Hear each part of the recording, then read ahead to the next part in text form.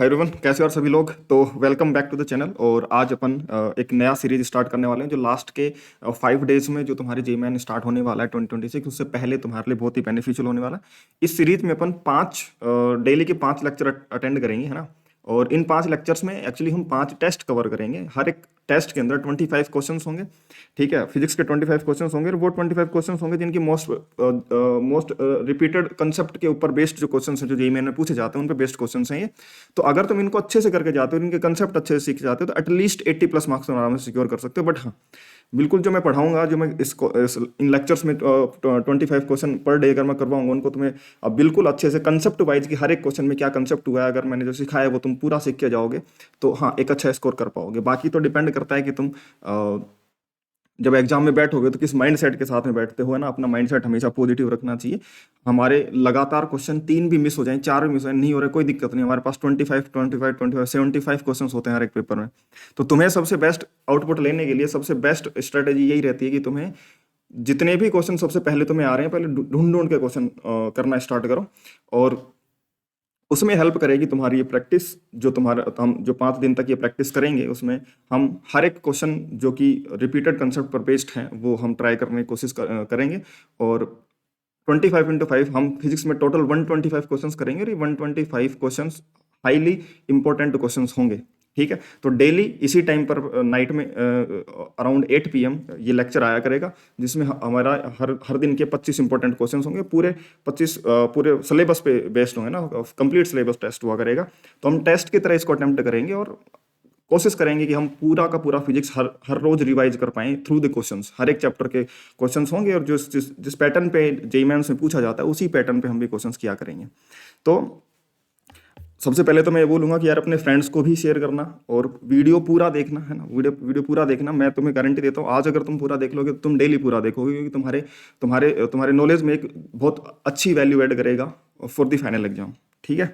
तो स्टार्ट करने से पहले मैं बता दूं कि अगर तुम चैनल पर नए हो तो चैनल को जाके विजिट करोगे तो तुम्हें पता चलेगा और भी बहुत से अच्छे अच्छे सीरीज लेक्चर्स मैंने ले रखे हैं। मैंने मोस्ट इंपॉर्टेंट 50 क्वेश्चंस की सीरीज भी करी थी कि हर एक चैप्टर के मोस्ट इंपॉर्टेंट 50 क्वेश्चंस, उसमें काफ़ी सारे चैप्टर्स हो चुके हैं। काफ़ी मैं जनवरी अटेम्प्ट के बाद में करवाना स्टार्ट करूंगा। तो अगर किसी को ज़रूरत हो तो वो भी फॉलो कर सकता है और टेलीग्राम चैनल ज्वाइन कर लेना। तो मैं सारे लेक्चर और PDF वगैरह, ये जो लेक्चर चल रहा है इसकी भी जो पूरे 25 क्वेश्चंस की जो PDF होगी वो भी तुम्हें इसी टेलीग्राम चैनल पर मिलेगी और इनके लिंक्स तुम्हें डिस्क्रिप्शन पे मिल जाएंगे, है ना। उसके बाद में ये अपना डाउट ग्रुप है, ठीक है ना।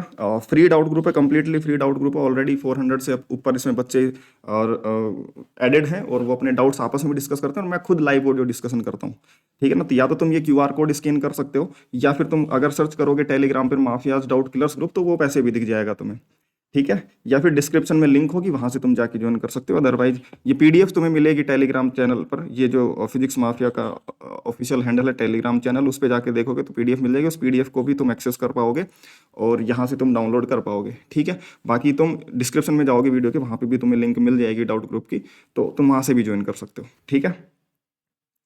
तो अपन स्टार्ट करते हैं यार बिना किसी देरी के, है ना। टाइम वेस्ट नहीं करते हैं क्योंकि टाइम बहुत इंपॉर्टेंट है। पहला क्वेश्चन हमें दे रखा है, हम क्वेश्चन को बिल्कुल वैसे ही अटेम्प्ट करेंगे जैसे तुम पहली बारी में करोगे, क्वेश्चन पढ़ोगे और फिर सोल्व करोगे। तो मैं तुम्हें एक्सप्लेन करता हुआ चलूंगा चीज़ें और हम कोशिश करेंगे कि टाइम कंस्टेंट के अंदर जो हमें टाइम मिलता है उसी के अंदर सोल्व करें। बाकी टाइम ज़्यादा लगेगा क्योंकि मैं तुम्हें क्वेश्चन एक्सप्लेन करता हुआ चलूंगा, तो ऑब्वियस सी बात है 1 घंटे से ज़्यादा समय हमें लग सकता है इस वीडियो के अंदर 25 क्वेश्चन के अंदर, क्योंकि मैं तुम्हें हर एक चीज़ एक्सप्लेन करता हुआ चलूंगा उस वजह से, ठीक है। क्वेश्चन पढ़ते हैं। पहला क्वेश्चन बोला कि entropy of any system is given by S। हमें ये जो दे रखा है वो एंट्रोपी, हम जब भी क्वेश्चन करेंगे एग्जाम में तो इसी तरीके से जैसे मैं हाईलाइट करूंगा वैसे तुम्हें पेन से गोला बना लेना है कि क्या क्या चीज़ें गिवन है। ये S जो है वो एंट्रोपी का ये फंक्शन हमें गिवन है। उसमें बोला कि alpha and beta are constant, alpha और बीटा कॉन्स्टेंट्स हैं जो कि यहाँ पर यूज किए गए हैं। Mu J K and R are number of mole, mu number of mole है और J है वो मैकेनिकल इक्विवेलेंट ऑफ हीट है, के बोल्ट्जमैन कांस्टेंट है, आर गैस कांस्टेंट है। ये सब दे रखे हैं और बोल रखा है कि जो S है उसको dQ/T से लिख सकते हो, जो कि एंट्रोपी को हम लिखते भी हैं dQ/T से। Choose the incorrect option from the following, इनमें से कौन सा ऑप्शन इनकरेक्ट है। समझ में आ गई बात। उसमें अगर हम देखेंगे सबसे पहली बात तो S जो है तुम्हारा alpha square beta ln mu के R अपॉन में J टाइम्स बीटा का स्क्वायर प्लस 3 दे रखा है। अब देखो सबसे पहली बात तो जो लॉग से जो भी वैल्यू आएगी वो क्या आएगी, वो डायमेंशन लेस आएगी। ठीक है, ये सब चीज़ें मैं तुम्हें बताऊंगा इसलिए टाइम लगेगा, अदरवाइज तुम सुनोगे इनको और इन सब चीज़ों को अच्छे से याद रखोगे, इन कंसेप्ट्स को याद रखोगे, तो फाइनल एग्जाम में तुम तो डायरेक्टली हिट करोगे ना, तुम्हें सीधा ये पता होगा कि ये डायमेंशन लेस वैल्यू आएगी। तो अब तुम सीधा बोलोगे कि जो एस की डायमेंशन है, फिर लेफ्ट हैंड साइड में एस की जो डायमेंशन है वो अल्फा स्क्वायर टाइम्स बीटा की डायमेंशन के बराबर होगा।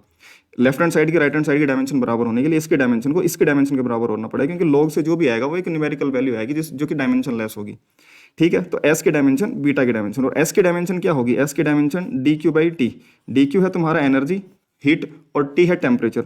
तो जो एस की डायमेंशन है या फिर यूनिट में बोलूँ, और अल्फा स्क्वायर इंटू बीटा की जो डायमेंशन है वो तो जूल अपॉन में केल्विन बन जाएगी। समझ में आई क्या बात? मैं सीधा सीधा लिखूंगा हीट को, एनर्जी को जूल में और इसको केल्विन में। ठीक है, सिंपल जे बाई के लिख लेते हैं इसको। ठीक है, अब हमें दे रखा है कि भाई अल्फा बीटा जे इन सब की डायमेंशंस वगैरह निकालनी है। तो सबसे पहले तो जे है mechanical equivalent of heat, mechanical equivalent of heat, mechanical equivalent of heat W by Q होता है। समझ में आ गई बात? ये भी जूल में और ये भी जूल में, दोनों एनर्जी होती है, या तो जूल और जूल या फिर कैलोरी कैलोरी में रखेंगे तो ये डायमेंशन लेस होता है, सीधे सीधे पता है हमें, डायमेंशन लेस। एनर्जी को एनर्जी डिवाइड करने पर डायमेंशन कट जाएगी, तो जे जो यहाँ पर आएगा वो डायमेंशन लेस आएगा।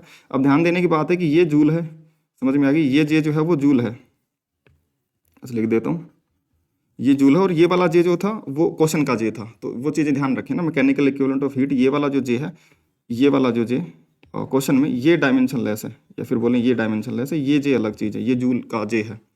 उसके बाद में अगर हम क्योंकि कंसेप्ट क्वेश्चन जब हम कर रहे होते हैं जल्दबाजी में, हम इन्हीं चीज़ों में दिक्कत करते हैं, है ना। इस जे को ये वाला जे रख देंगे और इसी चक्कर में गलतियां होंगी, तो हमें उन्हीं गलतियों से बचते हुए चलना है, थोड़ा सा माइंड को अटेंटिव रखते हुए। नेक्स्ट हमसे पूछा गया है कि जे मैकेनिकल इक्विवेलेंट ऑफ हीट ये डायमेंशन लेस है, एस की डायमेंशन अल्फा स्क्वायर बीटा की डायमेंशन के बराबर, और लॉग के अंदर की जो वैल्यूज होती है एल एन के अंदर, ये भी डायमेंशन लेस होता है, जो भी वैल्यू होती है, और लॉग पूरा यहाँ से जो वैल्यू आती है वो भी डायमेंशन लेस होती है। जैसे साइन और कोस डायमेंशन लेस होते हैं, उनके अंदर एंगल भी डायमेंशन लेस होते हैं, वैसे ही तो मैं बोल सकता हूँ कि ये जो म्यू के इंटू आर अपॉन में जे इंटू बीटा स्क्वायर, ये पूरा डायमेंशन लेस होगा, क्योंकि 3 डायमेंशन लेस है और 3 में ऐड हो रहा है ये, तो ये डायमेंशन लेस होगा। अब म्यू तो मोल है, तो P V equal to N R T, या फिर P V equal to capital N K T. N यहाँ पर मोल होते हैं, मोल को भी डायमेंशंस में जनरली नहीं लिखते हैं, लेकिन लिख भी दें तो कोई दिक्कत नहीं है। ये यहाँ पर नंबर होता है, नंबर ऑफ एटम्स या मोलिक्यूल्स होता है, बोल्ट्जमैन कांस्टेंट के, और ये तुम्हारा आर गैस कांस्टेंट होता है। तो यहाँ से देखूंगा तो पी इंटू वी अपॉन में टी जो तुम्हारा एन इंटू आर बनता है, या फिर मैं बोलूँ पी इंटू वी अपॉन में T equal to capital N into K. अब नंबर ऑफ मोलिक्यूल्स, इसके कोई डायमेंशन नहीं होती, लेकिन के जो बोल्ट्जमैन कांस्टेंट है इसकी डायमेंशन आ जाएगी पी इंटू वी। ध्यान से देखेंगे तो देखो ये पी इंटू वी जो है ये तो बन जाएगा joule, sorry P into V joule बन जाएगा, क्योंकि वर्क डन होता है पी डेल्टा वी, और ये केल्विन बन जाएगा। केल्विन को के से लिख देंगे, तो एन इंटू आर की जो डायमेंशन है वो जे बाई के बन जाएगी, जूल बाई केल्विन, और वही तुम्हारा एन इंटू के, इसकी डायमेंशन बन जाएगी जूल अपॉन में के, और के तुम्हारा है वो डायमेंशन लेस, सॉरी एन तुम्हारा कैपिटल एन जो होगा वो डायमेंशन लेस होगा, यानी कि दोनों की डायमेंशन एक जैसी हो जाएगी। एन इंटू आर, एन को लग देंगे म्यू, ये तुम्हारा म्यू ले रखा है तो म्यू इंटू आर की डायमेंशन यूनिट वाइज लिख दे जूल बटे केल्विन, और के की डायमेंशन भी जूल बटे केल्विन। तो अब अगर हम ये जो हमें एक्सप्रेशन दे रखा है म्यू के आर अपॉन में जे टाइम्स बीटा स्क्वायर, अगर ये डायमेंशन लेस है तो डायमेंशन में इसको 1 रख देते हैं, कोई पावर है ही नहीं, m की पावर 0, l की पावर 0, t की पावर 0, इसको 1 कर, कॉन्स्टेंट है एक तरीके से डायमेंशन वाइज, हम इसमें डायमेंशन वाइज चेक कर रहे हैं। तो इसमें म्यू इंटू आर और के अपॉन में जे और ये बीटा स्क्वायर, ये डायमेंशन लेस है, तो बीटा स्क्वायर की जो डायमेंशन होगी वो म्यू इंटू आर की डायमेंशन इंटू के की डायमेंशन, और नीचे ये तो डायमेंशन लेस है, तो जे तो खुद डायमेंशन लेस है, तो उसको डायमेंशन को 1 रख दिया, कोई एम एल टी कुछ नहीं आएगा। म्यू इंटू आर जूल बटे केल्विन, और के भी जूल बटे केल्विन, के जो था यहाँ पर बोल्ट्जमैन कांस्टेंट था, है ना। के और जे दो बार आ रहे हैं, इसलिए ध्यान रखें, एक जे हम मैकेनिकल इक्विवेलेंट हीट का लिख रहे हैं, एक जूल का लिख रहे हैं, एक के केल्विन का लिख रहे हैं, एक इसका लिख रहे हैं बोल्ट्जमैन कांस्टेंट का।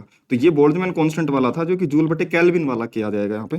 तो ये बीटा स्क्वायर ये केल्विन है और ये बोल्ट्जमैन कांस्टेंट था। तो बीटा स्क्वायर की जो डायमेंशन है वो जूल बटे केल्विन का स्क्वायर है, यानी कि बीटा की जो डायमेंशन होगी वो जूल बाई केल्विन की डायमेंशन हो जाएगी। अब ध्यान से देखें तो जो एस की डायमेंशन थी, सबसे पहले एस की डायमेंशन जो थी वो अल्फा स्क्वायर इंटू बीटा की डायमेंशन के बराबर थी, यानी अल्फा स्क्वायर की डायमेंशन इंटू बीटा की डायमेंशन। एस की डायमेंशन भी जूल बाई के और अल्फा स्क्वायर टाइम्स बीटा की डायमेंशन भी जूल बाई के, ये तो कट गए, तो फिर से अल्फा स्क्वायर 1 आ गया, यानी कि अल्फा डायमेंशन लेस आ गया। हम डायमेंशनली लिख रहे हैं तो हम प्रोपोर्शनलिटी कांस्टेंट वगैरह की चिंता कर ही नहीं रहे, हम सिंपल देख रहे हैं कि अल्फा की डायमेंशन कांस्टेंट 1 आ रही है, यानी कि अल्फा डायमेंशन लेस होगा। समझ में आ गई बात। अब ऑप्शन चेक करते हैं। ऑप्शन में दे रखा है कि alpha and J have the same dimension. Alpha की डायमेंशन, अल्फा डायमेंशन लेस है और जे भी डायमेंशन लेस है, दोनों डायमेंशन लेस है, बोथ डायमेंशन लेस, तो दोनों की डायमेंशन सेम है, इसलिए ये करेक्ट ऑप्शन है। तो ये करेक्ट हो गया, हमें इनकरेक्ट चूज करना है। S beta K and mu R have the same dimension. S की डायमेंशन जूल बाई केल्विन, ये भी बीटा भी हमने निकाला जूल बाई केल्विन आया, के की डायमेंशन भी जूल बाई केल्विन और एन इंटू आर की डायमेंशन भी जूल बाई केल्विन, ये बिल्कुल करेक्ट बात है, ये भी करेक्ट है। ये जूल अपॉन में केल्विन, इनकी यूनिट सेम है तो डायमेंशन भी सेम आएगा। ठीक है, उसके बाद में S and alpha have the same, have different dimension. S और अल्फा, अल्फा तो डायमेंशन लेस है और एस की डायमेंशन है जूल बाई केल्विन और ये डायमेंशन लेस है, इसलिए डिफरेंट डायमेंशन है, ये भी करेक्ट स्टेटमेंट हो जाएगा। उसके बाद अल्फा एंड के हैव सेम डायमेंशन। अल्फा तो डायमेंशन लेस है भाई, अल्फा डायमेंशन लेस है और के की डायमेंशन वो जूल बाई केल्विन, के तुम्हारा यहाँ पे बोल्ट्जमैन कांस्टेंट है, जूल बाई केल्विन इसकी यूनिट होगी, तो ये तुम्हारा इनकरेक्ट हो गया, इसलिए करेक्ट आंसर डी हो जाएगा तुम्हारा। डी इनकरेक्ट ऑप्शन स्टेटमेंट है, इसलिए करेक्ट आंसर हो जाएगा, क्योंकि इनकरेक्ट ऑप्शन हमसे चूज करने के लिए बोला गया था। खैर ये थोड़ा लेंदी क्वेश्चन था, क्योंकि हमें सारी चीज़ें चेक करनी थी और मैंने तुम्हें हर एक चीज़, हर एक स्टेप तुम्हें एक्सप्लेन किया है। अदरवाइज बहुत सारी चीज़ें तुम्हें अगर डायरेक्ट पता होंगी, तुम सीधा यहाँ से इसी इक्वेशन देखो लिखोगे, ये डायमेंशन लेस है, इसकी डायमेंशन इसके बराबर, तुम जल्दी जल्दी लिखोगे स्टेप्स मिस कर करके, तो तुम जल्दी कर पाओगे। नेक्स्ट क्वेश्चन नंबर 2 पर चलते हैं। क्वेश्चन नंबर 2 में बोल रहा है कि the logic circuit shown in is above equivalent to, ये वाला जो लॉजिक सर्किट है किसके इक्विवेलेंट है। तो इस लॉजिक सर्किट में पहले तो बूलियन अलजेब्रा लगा के देख लेते हैं कि इसका रिजल्ट सी क्या बन रहा है। तो ये और गेट है कि नहीं, ये और गेट है, और गेट क्या करता है, ऐड करता है।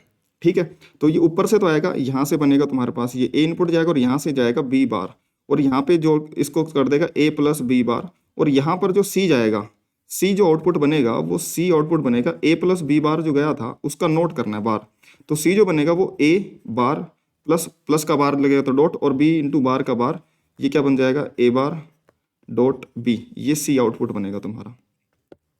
अब हम देख लेंगे कि जो ये ऑप्शंस गिवन है इसमें ए बार डॉट बी किस में बन रहा है। तो यहाँ पर अगर हम चेक करेंगे तो यहाँ से ए जाएगा और यहाँ से जाएगा बी बार, तो ए और बी बार का जो, अगर मैं यहाँ पे जाऊँगा, सबसे पहले एंड गेट है, एंड गेट क्या करेगा, मल्टीप्लाई, मल्टीप्लाई के ऊपर भी फिर नोट लगाना है, तो यहाँ से सी क्या बन जाएगा, ए ऐसे कर देता हूँ, ए प्लस, सबसे पहली बात तो ये एंड गेट है तो मल्टीप्लाई करेगा ए इंटू बी बार, और उसके ऊपर भी नोट है तो ये बार, तो ये क्या बन जाएगा, ए बार डॉट का बन जाएगा प्लस और बी, तो ए बार प्लस बी बन रहा है, तो ए बार प्लस बी ये बन रहा है क्या, बिल्कुल गलत है, नहीं है। उसके बाद में देखूंगा तो यहाँ से बन जाएगा ए बार जाएगा और यहाँ से जाएगा बी, समझ में आई बात, और यहाँ पे क्या बन जाएगा ए बार प्लस बी उस पूरे का बार, क्योंकि नोट भी लगाना है एंड के बाद, नोर गेट है ये, तो ये ए बार का बार ए और ये डॉट और ये बी बार, ए और बी बार, ये बन गया। उसके बाद में ये भी नहीं है, सी मैच नहीं कर रहा, सी में जाएंगे, सी ऑप्शन में यहाँ से ए जाएगा और यहाँ से बी जाएगा, ये तो सीधा सीधा पहले जोड़ेगा और फिर उसके बाद में बार लगा देगा, और गेट है ये, तो और गेट ये बन जाएगा नोर गेट, तो पहले ऐड करेगा ए प्लस बी और उसका बार वो तो वैसे ही अलग है, ए बार डॉट बी बार वैसे ही अलग है। लास्ट में देखूंगा तो यहाँ से जाएगा वो ए बार जाएगा और यहाँ से जाएगा बी, और यहाँ से वो क्या होगा, उसका बार नहीं, जिससे मल्टीप्लाई कर देगा ए बार इंटू बी। अब हमारा आ रहा था ए बार इंटू बी, समझ में आ रही बात, पहले वाले में ए बार और नीचे वाले से ये बी जाएगा आउटपुट में, तो ए बार इंटू बी कौन से ऑप्शन से मैच कर रहा है, डी ऑप्शन से मैच कर रहा है, तो D option will be the correct answer, क्योंकि ये वाला जो गेट होता है वो क्या करता है, ऐड करता है और नोट लगेगा नहीं, तो ए बार इंटू बी सीधा बन जाएगा। या फिर method 1, method two make truth tables and check, है ना, इसके ट्रूथ टेबल बना लो, इन सब की ट्रूथ टेबल बना लो और देख लो किससे मैच कर रही है, समझ में आ गई बात, उससे भी हमें पता लग जाएगा। ठीक है, तो D option will be the correct answer. Next चलते हैं क्वेश्चन नंबर 3 में। 3 बोल रहा है कि 2 जीनर डायोड्स, ये इंपॉर्टेंट क्वेश्चन होता है ना, डायोड्स वगैरह में जो अच्छे टाइप के क्वेश्चन बन सकते हैं वो इसी टाइप के बन सकते हैं, जिसमें कन्फ्यूजन थोड़ी आ सकती है। उसने बोला कि two zero diodes A and B having breakdown voltage of 6 volt and 4 volt, ये 6 वोल्ट, इसका 6 वोल्ट और इसका 4 वोल्ट है, ये डायोड लगा रखे हैं दोनों पैरेलल में, इसके साथ रेजिस्टेंस भी है और इसके साथ में लोड रेजिस्टेंस है। अब बोला कि द आउटपुट वोल्टेज वी हो, इस लोड रेजिस्टेंस के अक्रॉस आउटपुट वोल्टेज ले रहे हैं, यानी कि इसके अक्रॉस जो पोटेंशियल ड्रॉप आएगा वही आउटपुट वोल्टेज है। तो इसमें अगर कोई ऐसा कुछ नहीं कि यहाँ पे कुछ रेजिस्टेंस वगैरह लगा रखा है, इसके अक्रॉस सिंपल सर्किट में जो करंट फ्लो करेगा उससे जो इसके अक्रॉस पोटेंशियल का ड्रॉप आएगा वही आउटपुट है, बस उसी पोटेंशियल को आउटपुट पोटेंशियल बोल रहे हैं। अब ये बोल रखा है कि linearly increases with time, input voltage के लिए बोल रखा है कि V naught the output voltage V naught varies with input voltage linearly increasing with time is, input voltage को अगर लीनियरली विद टाइम वेरी करवाया जाए तो तुम्हारा आउटपुट वोल्टेज उसके साथ कैसे वेरी करेगा। तो सबसे पहले इनपुट वोल्टेज का ग्राफ बनाओ, टाइम के साथ में इनपुट वोल्टेज कुछ ऐसी चलेगी, है ना। एक टाइम पर ये लीनियरली इंक्रीज होते होते मान लो 4 वोल्ट पे पहुंच जाएगी, एक टाइम पर ये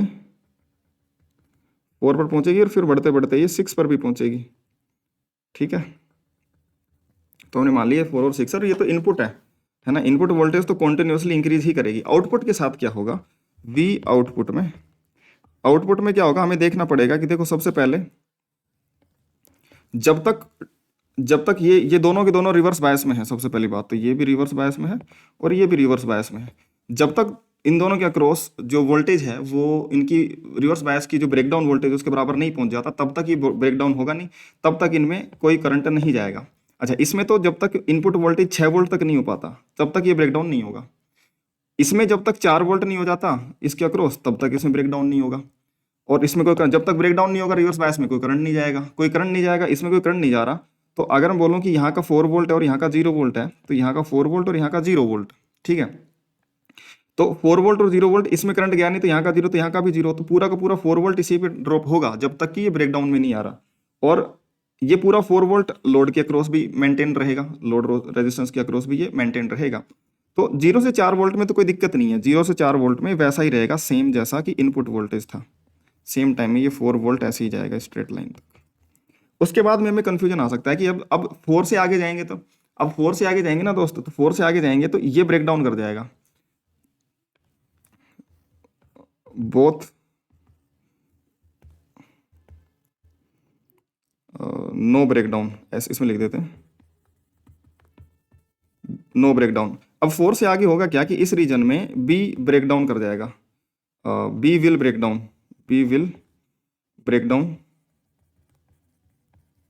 बट ए विल नॉट। कब तक, जब तक कि 6 वोल्ट नहीं हो जाता। तो जब तक 6 वोल्ट नहीं आ जाता ए ब्रेकडाउन नहीं होगा, और ए का ब्रेकडाउन नहीं होगा, बी का ब्रेकडाउन होगा। बी का ब्रेकडाउन होगा तो हमें लगेगा कि अब ये 4 वोल्ट मेंटेन कर लेगा अपने पैरेलल में, बट 4 वोल्ट तो इन दोनों पॉइंट के अक्रॉस मेंटेन करेगा ना, इसमें ये भी तो रेजिस्टेंस है दोस्त, इस रेजिस्टेंस के अक्रॉस भी तो ड्रॉप आएगा, समझ में आ गई बात। तो इसके अक्रॉस 4 वोल्ट चला जाएगा, बाकी का बचा हुआ इसके अक्रॉस ड्रॉप आएगा, तो टोटल जो ड्रॉप आएगा वो तो उतना ही आएगा जितना इनपुट वोल्टेज है। समझ में आ रही बात। अगर ये सिर्फ डायोड होता यहाँ पर, ये रेजिस्टेंस नहीं होता, तो फिर ये 4 का 4 ही रखता और इसके अक्रॉस 4 कांस्टेंट हो जाता फिर।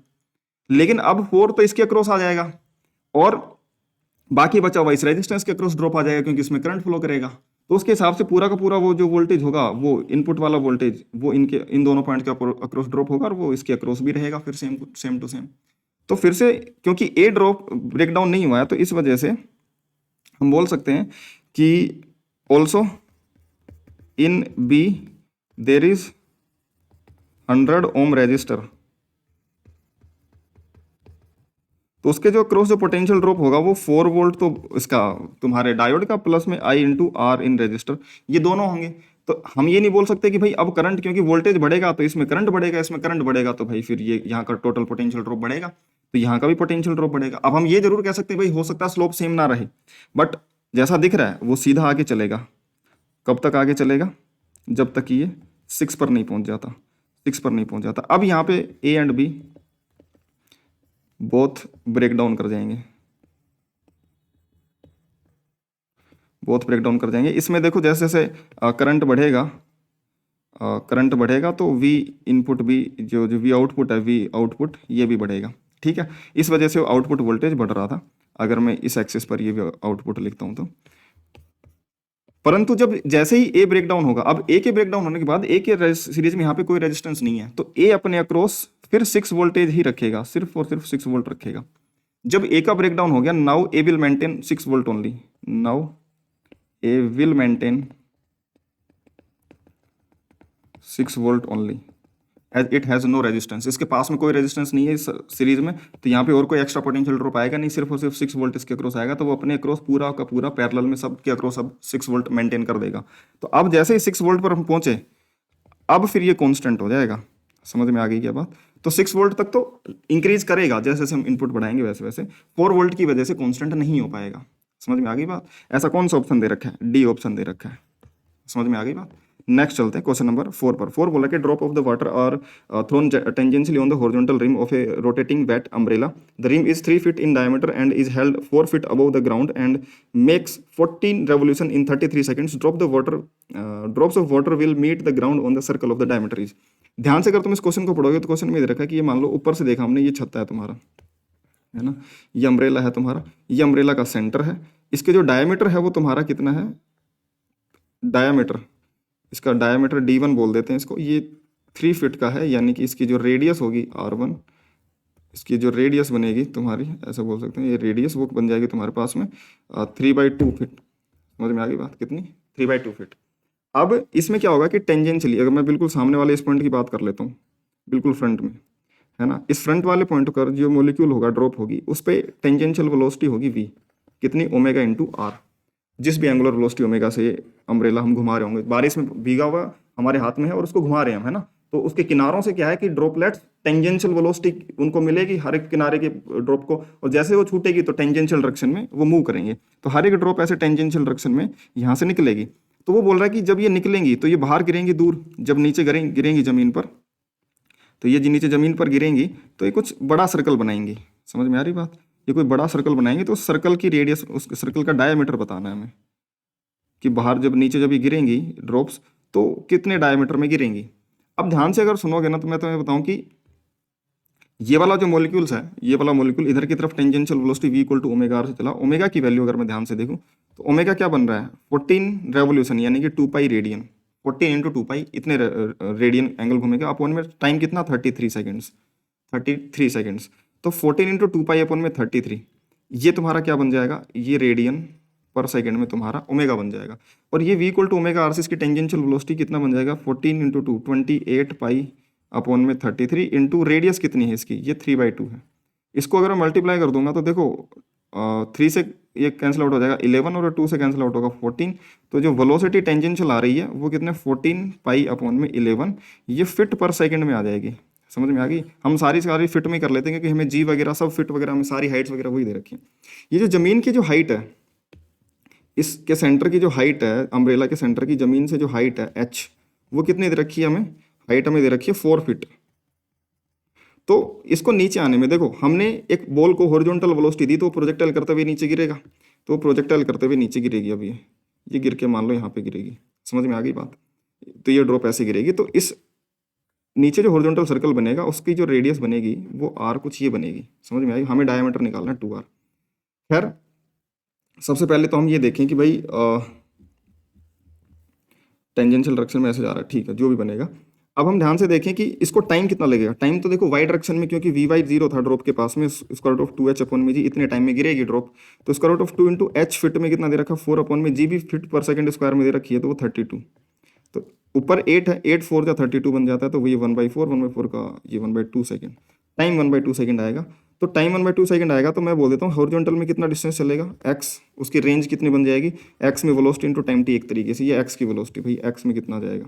समझ में आ गई बात? तो x में कितना जाएगा, x की वेलोसिटी कितनी थी, उसकी स्पीड कितनी थी, 14 पाई/11 इंटू ये 1/2, तो कितना बन जाएगा 22, सॉरी 2 से कैंसिल आउट हो जाएगा, तो ये बन जाएगा 7/11, और पाई को हम 22/7 रख देते हैं सिंपल, तो 7 से 7 कट जाएगा और 11 से बन जाएगा 2, तो x जो बन जाएगा ये 2 मीटर बन जाएगा। समझ में आ गई बात? 2 मीटर नहीं 2 फीट, तो ये 2 फीट आगे जाके गिरेगा। सिंपल सी कैलकुलेशन बन रही है, 14 पाई/11 इंटू एक्स में वेलोसिटी इंटू टाइम t जो कि 1/2 है, और ये 2 फीट बराबर बन जाएगा, तो x में 2 फीट चलेगा। अब ध्यान से सुनो, ये ऑलरेडी सेंटर से कितना 3/2 फीट आगे था, और यहाँ से ये कितना 2 फीट आगे गया, तो इसी प्लेन में अगर मैं देखूंगा तो ये वाली जो डिस्टेंस होगी, ये एक ऐसा सर्कल बनाया कि भाई मैक्सिमम यहाँ से टेंजेंशियली जो सर्कमफेरेंस का पॉइंट है वो मैक्सिमम टेंजेंशियली कितनी दूर जा सकता है, 2 फीट जा सकता है, और वो सेंटर से कितना दूर है, वो 3/2। तो ये वाली जो डिस्टेंस बनेगी, ये डिस्टेंस तुम्हारी मैक्सिमम डिस्टेंस बनेगी ना।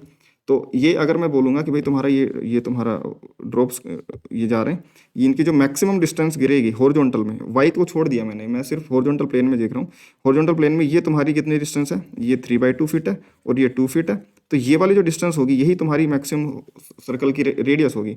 तो रेडियस जो आर बन जाएगी वो स्क्वायर रूट ऑफ 3/2 का स्क्वायर प्लस 2 का स्क्वायर। तो कितना बन जाएगा स्क्वायर रूट ऑफ ये 9/4 प्लस ये 4, 4 जो 16, 16 प्लस 9 25 अपॉन में 4, तो ये कितना बन जाएगा 5/2।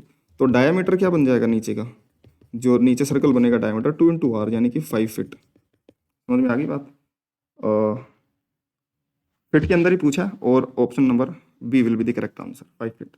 नेक्स्ट अपन चलते हैं। क्वेश्चन नंबर 5 में बोला क्या था, smallest division on the main scale of the vernier scale calliper. Vernier scale का मैन स्केल 1 MSD हमें दे रखा है, 1 MSD 0.1 सेंटीमीटर दे रखा है। साथ ही दे रखा है 10 डिवीजन ऑफ वर्नियर स्केल यानी कि 10 VSD to 9 correspond to 9 division of main scale, तो 9 MSD के इक्वल दे रखा है। उसके बाद में बोल रखा है कि यहाँ से ऐसा निकाल लो 1 VSD कितना होगा, 1 VSD बन जाएगा 0.9 MSD। तो लीस्ट काउंट अगर हम लिखेंगे जो कि 1 MSD माइनस 1 VSD होता है, 1 VSD को 0.9 MSD तो 0.1 MSD बन जाएगा, यानी कि जो लीस्ट काउंट तुम्हारा बनेगा वो 0.01 सेंटीमीटर बन जाएगा। कोई समस्या है इसमें? भाई मैन स्केल 0.1 सेंटीमीटर का, उसको 0.1 से मल्टीप्लाई करेंगे 0.01 सेंटीमीटर लीस्ट काउंट हो जाएगा। अब बोला कि there is the figure below so left shows the reading of the this caliper where there is no gap between the jaws, यानी कि पूरा कंप्लीट है, कंप्लीट जब पूरा तुम्हारा स्केल तुमने कंप्लीट कर रखा है तो उस समय जीरो एरर वाले ये स्केल दे रखा है कि भाई जब पूरा कंप्लीट है उस समय कुछ रीडिंग आ रही होगी तो वो तो जीरो एरर ही होगी ना। तो इस समय ये रीडिंग कितनी आ रही है, ध्यान से देखेंगे इसमें कौन सा वो नंबर का कोइंसाइड कर रहा है। सबसे पहले ये ऐसे बनता है कि भाई 0 का 0 यहाँ पर होता है, फिर एक 1 से 1 इसका पीछे होता है, 2 से 2 पीछे होता है, 3 से 3 पीछे, 4 से 4, 5 से 5, 6 से 6, 7 से 7, 8 से 8, 9 से और 9, और 10 से पूरा 10 यहाँ पर आ जाता है। एक डिवीजन का पूरा फर्क आ जाता है 9, क्योंकि एक डिवीजन छोटा है। तो अगर इसको इधर खिसकाते हैं आगे तो 1 से पहले 1 कोइंसाइड करता है, 2 से 2 करते हैं, 3 से 3 करते हैं, लेकिन पीछे से अगर मैं खिसकाता हूं तो पीछे से अगर कोइंसाइड करना स्टार्ट करेंगे तो पहले 9, इसके 9 में देखो पहले इसका 9 और इसका 10 कोइंसाइड कर रहे होते हैं, फिर उसके बाद में इनमें जो गैप होता है इनमें सबसे ज्यादा गैप 0.9 का होगा, इधर जो गैप होगा वो 0.1 का होगा, क्योंकि यहाँ पर 0.9 होगा और यहाँ पर 9 होगा और यहाँ पर 10 होगा। सबसे पहले 9 कोइंसाइड करेगा, भाई पहले तो 10 कर ही रहा था उधर की तरफ, फिर पीछे से कौन साइड करेगा तो 9 करेगा, फिर 8 करेगा, फिर 7, फिर 6, इस तरीके से। तो पहले यहाँ से देखें पीछे की तरफ से काउंट करें तो ये 1 2 3 4 पीछे की तरफ से, अगर हमने लेफ्ट में खिसकाया तो पीछे की तरफ से काउंटिंग स्टार्ट करेंगे ना कि भाई कितना डिवीजन चला है उसके लिए। तो पीछे की तरफ से 4 नंबर का डिवीजन, आगे से अगर मैं 6 देखूँ, इधर से मैं देखूंगा 6 नंबर का डिवीजन, इधर से देखूंगा तो मैं 4, क्योंकि मैंने लेफ्ट में खिसका रखा है इसको, तो ये 4 डिवीजन की बात एरर करूंगा मैं कि भाई 4 डिवीजन की एरर है। समझ में आ रही बात? ये नेगेटिव 0 एरर है, नेगेटिव 0 एरर, यानी कि scale reads less than actual. क्योंकि होगा क्या कि जब तक ये 0 यहां तक जाएगा तब तक तो वो 0 ही बनाएगा मैन स्केल के अंदर। तो इतनी जब तक स्केल को तुम इतना खोलोगे तब तक तो यहां से यहां तक अगर तुम स्केल को खोलोगे यहां से यहां तक तब तक तो वो 0 बताएगा, जबकि तुम इतना मूव कर चुके हो, तुम्हारे ऑब्जेक्ट की लेंथ इतनी दिखनी थी लेकिन वो 0 दिखेगी, इसलिए इतनी लेंथ को तो वो 0 बता रहा है। तो एक्स्ट्रा जो भी टोटल लेंथ मेजर करेगा उसमें से इतनी लेंथ कम ही रहेगी, तो हमें ये लेंथ ऐड करनी पड़ेगी फाइनल एरर के अंदर, फाइनल रीडिंग के अंदर। तो 0 एरर है ये। तो ये जो 0 एरर बनेगी वो कितने डिवीजन्स की, ये 4 डिवीजन्स की बनेगी, क्योंकि पीछे से काउंट होगा। पॉजिटिव 0 एरर में आगे से राइट में खिसकता है, वो राइट में खिसकता है तो फिर इधर से काउंटिंग स्टार्ट होगी। समझ में आ गई बात? इसलिए फिर वो अगर इधर से इधर ये 0 राइट में होता और फिर 30 नंबर का कॉन्साइड कर रहा होता तो फिर 6 डिवीजन की एरर होती है। फिलहाल 4 डिवीजन्स की एरर है। तो लीस्ट काउंट इंटू 4 यानी कि 0, और माइनस में क्योंकि नेगेटिव 0 एरर है तो माइनस लीस्ट काउंट 0.01 इंटू 4 यानी कि माइनस 0.04 सेंटीमीटर, इतनी एरर है।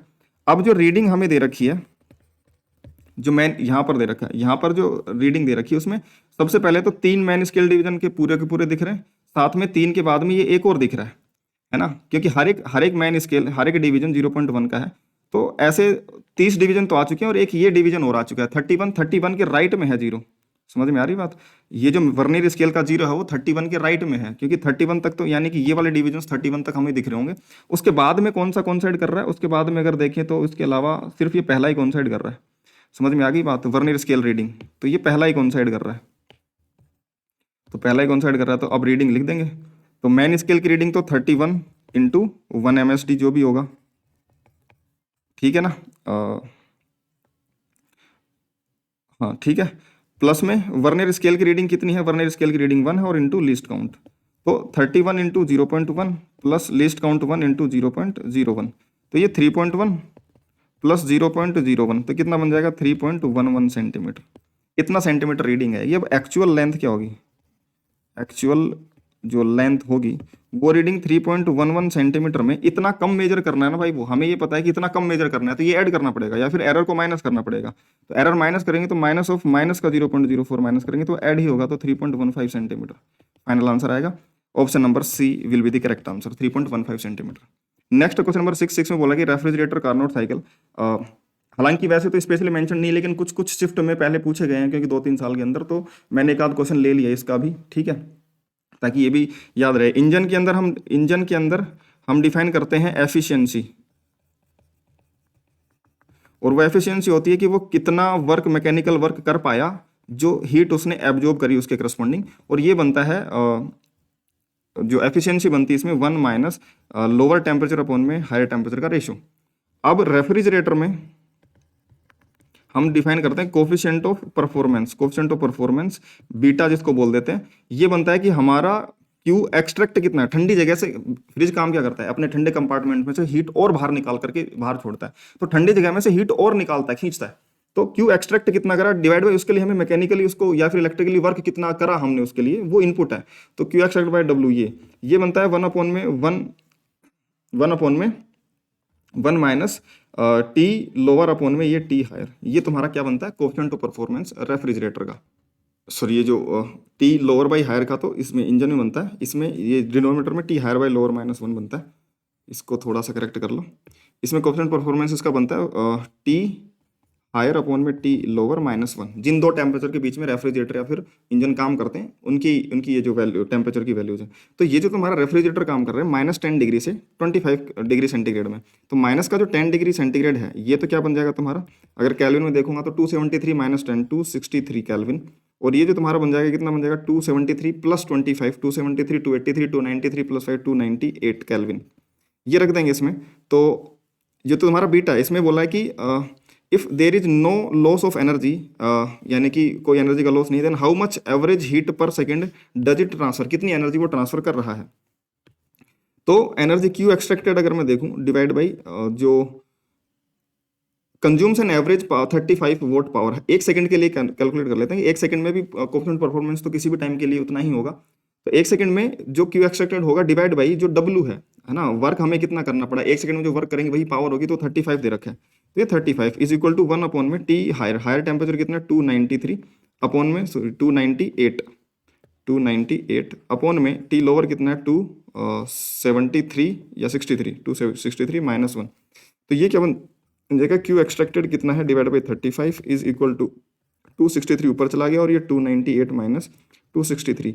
अब ये जो डिफरेंस है इन दोनों टेम्परेचर का डिफरेंस ही तो है, इन दोनों का डिफरेंस 25 और 10, ये 273 से 10 पीछे और 25 आगे, यानी डिफरेंस कितना होगा 25 + 10 35 का डिफरेंस हो गया। तो ये नीचे 263 अपॉन में 35, तो अब तो फिर Q extracted by 35 is equal to 263 upon में 35 से 35 कट गया, और क्यू एक्सट्रैक्टेड कितना आ जाएगा बेटा 263 जूल, और ये एक सेकंड के लिए है तो 263 जूल पर सेकंड आ जाएगा। समझ में आ गई बात, 263 ऑप्शन नंबर ए है, that will be the correct answer.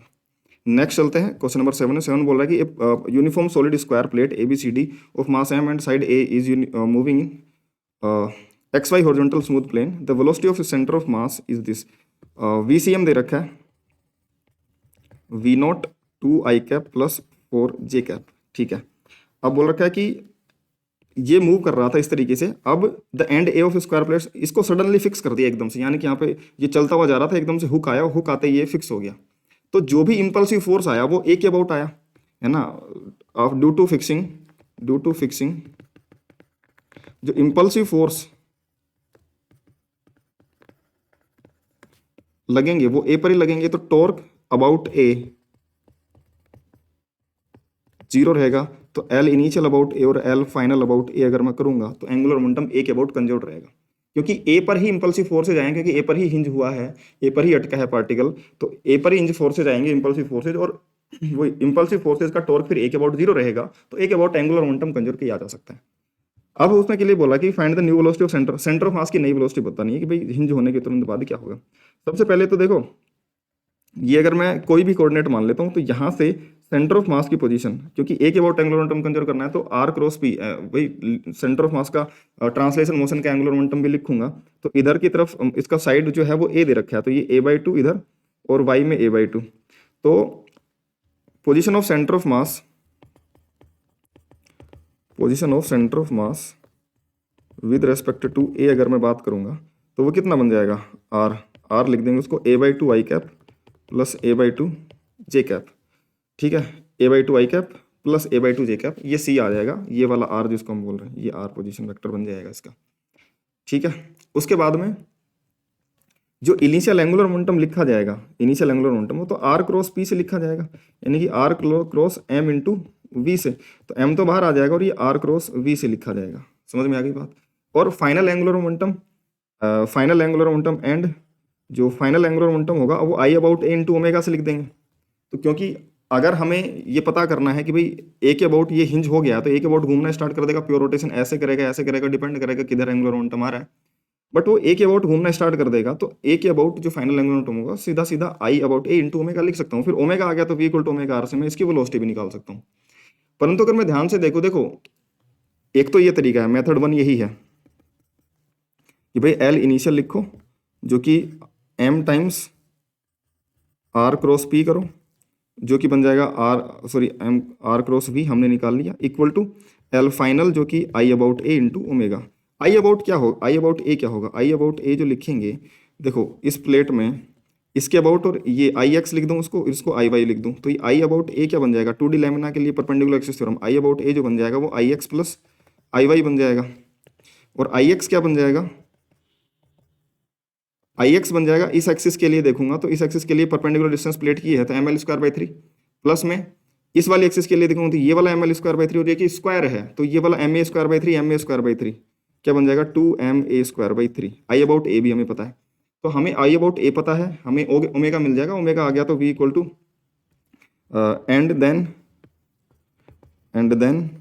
हम लगा देंगे V equal to omega cross R भी हमें पता है और ओमेगा हमने निकाल लिया, और फाइनल ये वी फाइनल आ जाएगा, सेंटर ऑफ मास की वेलोसिटी कितनी होगी।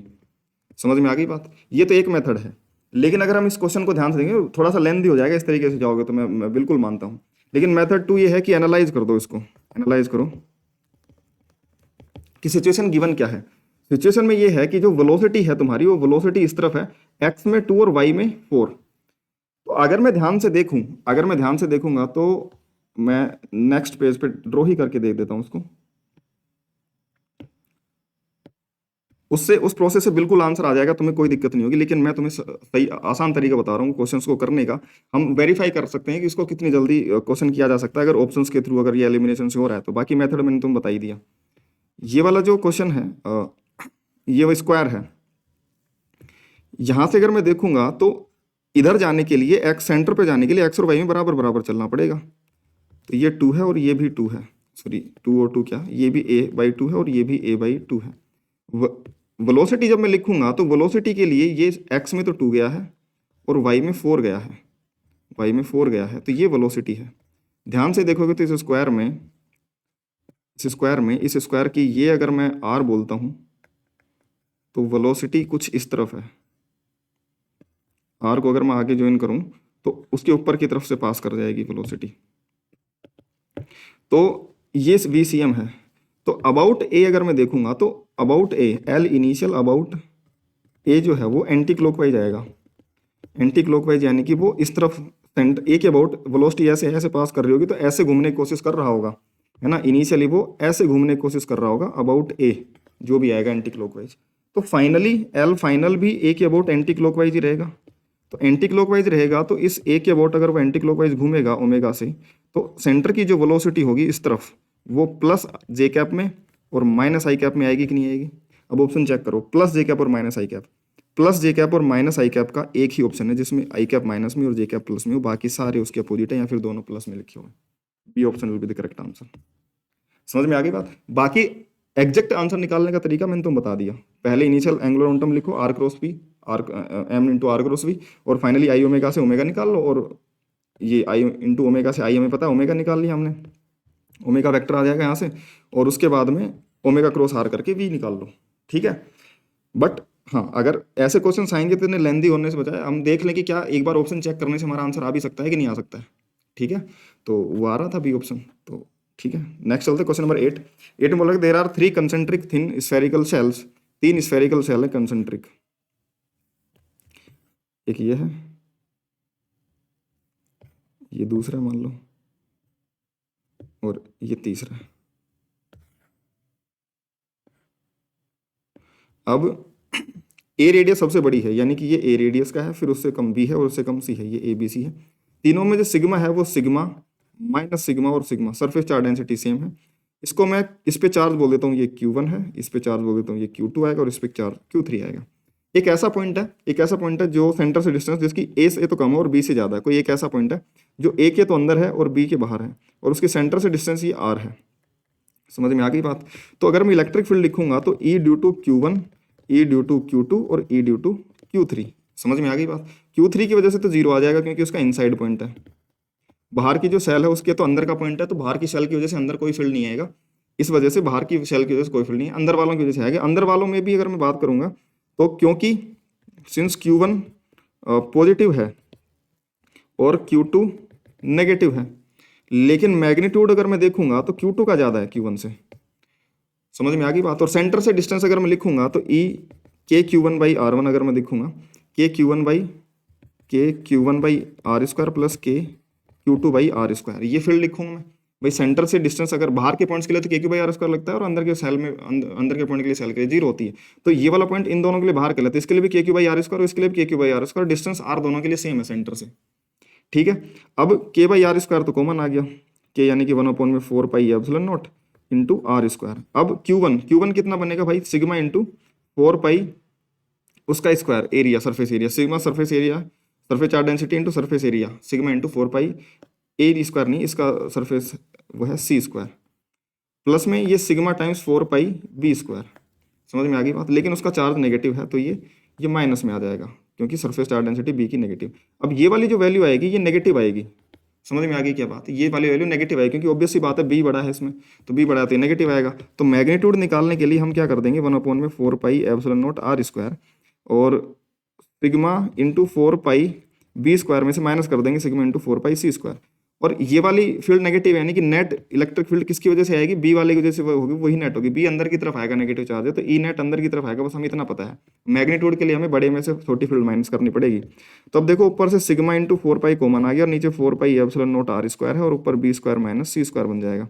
4 पाई से 4 पाई कट जाएगा, सिग्मा अपॉन में epsilon naught R square B square minus C square, sigma upon में epsilon R square B square minus C square. B option will be the correct answer. Next चलता है question number 9 में। 9 बोल रहा था mean intensity of radiation. Intensity जो होती है वेव्स के अंदर, है ना, किसी भी टाइप की वेव के अंदर इंटेंसिटी जो होती है वो energy density into speed of wave होती है। ये तो होती है एनर्जी डेंसिटी,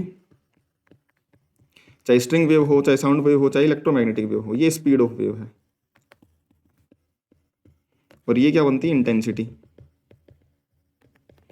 ठीक है, तो इंटेंसिटी हमें दे रखी है, एनर्जी डेंसिटी मैग्नेटिक फील्ड में और इलेक्ट्रिक फील्ड के लिए नेट मैग्नेटिक। देखो मैग्नेटिक फील्ड की energy density B square by 2 mu naught और इलेक्ट्रिक फील्ड की energy density E square by 2 mu naught, half epsilon naught E square.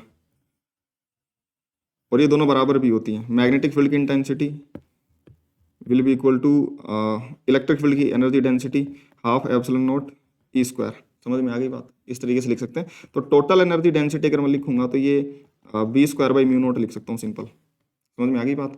दोनों को जोड़ूंगा, B square by 2 mu naught plus B square by 2 mu naught, क्योंकि ये दोनों equal हैं, ये दोनों इक्वल हैं। तो इसको भी बी के फॉर्मेट में लिखूंगा क्योंकि बी के लिए पूछा गया the RMS value of magnetic field. तो पहले मैं मैग्नेटिक फील्ड का एम्पलीट्यूड तो निकाल लो। समझ में आ रही बात। पहले मैग्नेटिक फील्ड का एम्पलीट्यूड निकाल लेते हैं, फिर कर लेंगे। तो ये बन जाएगा intensity B square by mu naught into यहाँ पर ये B naught square by mu naught आएगा इंटू बी नॉट एम्पलीट्यूड आएगा इनटू में स्पीड ऑफ लाइट c है। समझ में आ गई बात? तो इसको क्या लिख सकते हैं, बी नॉट को B R M S into √2, क्योंकि जो आर एम एस वैल्यू आएगी वो बी नॉट बाई √2 बनेगी। तो बी नॉट को B R M S by into √2 भी लिख सकते हैं। तो इंटेंसिटी बन जाएगा बी आर एम एस का स्क्वायर इंटू √2 का स्क्वायर 2 अपॉन में म्यू नॉट बन जाएगा 4/10⁻⁻⁷ इंटू सी 3 इंटू 10⁸ होता है। और ये जो इंटेंसिटी है वो इंटेंसिटी खुद 10⁸ दे रखी है। तो बी आर एम एस की वैल्यू पूछी है, तो वो बोला क्लोजेस्ट टू, यानी कि कौन सी पावर के 10 की कौन सी पावर के क्लोजेस्ट होगा।